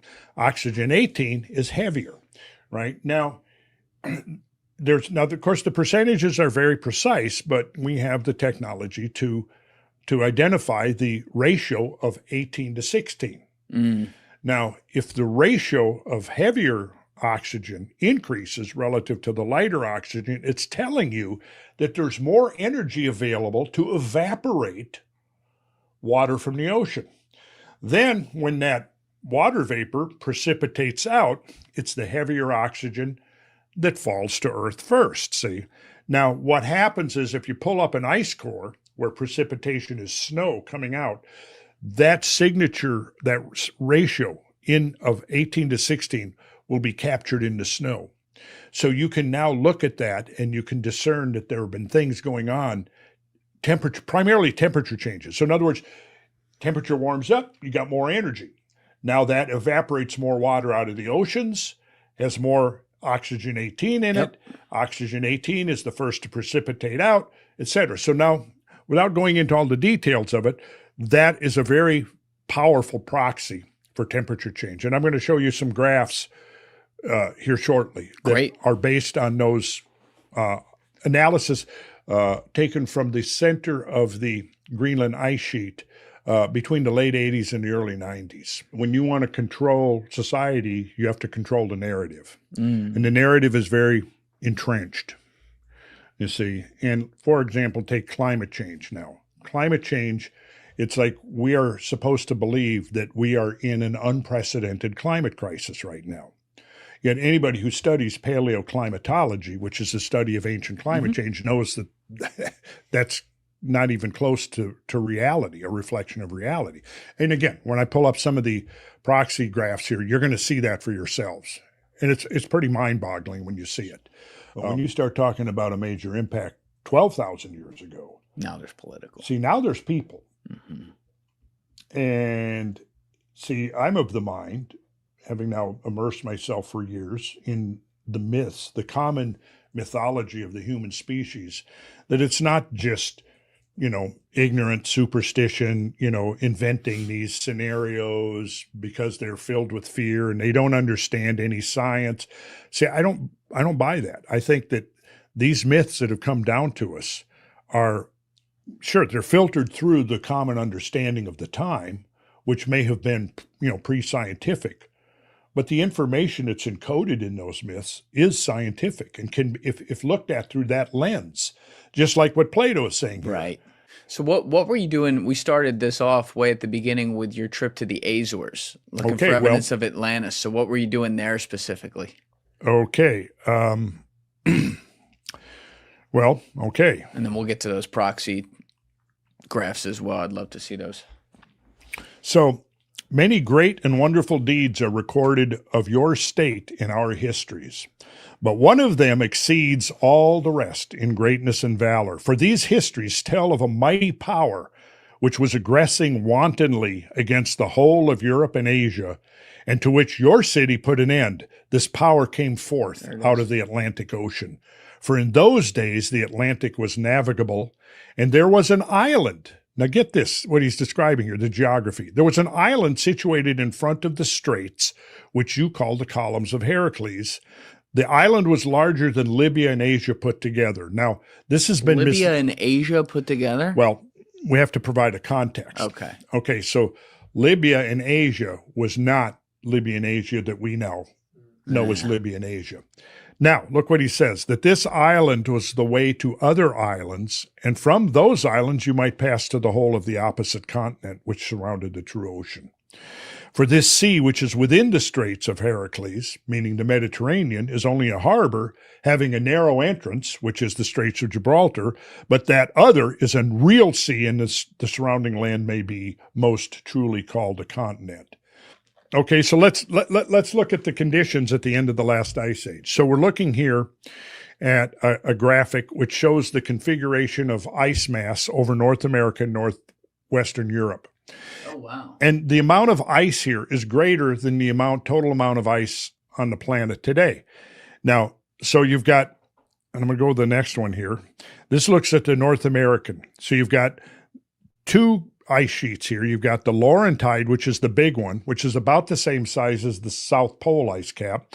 And then you got a smaller one over here in Western North America called the Cordilleran, which was about the size of the modern Greenland ice sheet. And then you've got Greenland up here, of course. Now, so basically what happened when you have double the amount of ice, that is frozen ocean water, right? Yeah. So you don't pull 6 million cubic miles of ocean water out, freeze it, and put it on top of the continental land masses without sea level dropping. Right. Sea levels drop at least 400 feet. Now, what happens if sea level starts going down and it goes down 400 feet? Does it go down 400 feet and you're still going to be standing on the beach? No. Sea level is, when sea level goes down, the coastline moves, moves seaward. When sea level rises, you have two terms, transgression. When sea level rises, you have a transgression of sea level. So existing coastlines then get drowned. So if we go back to the late glacial maximum, when at the greatest extent of the ice on the landmass, sea levels are 400 feet lower.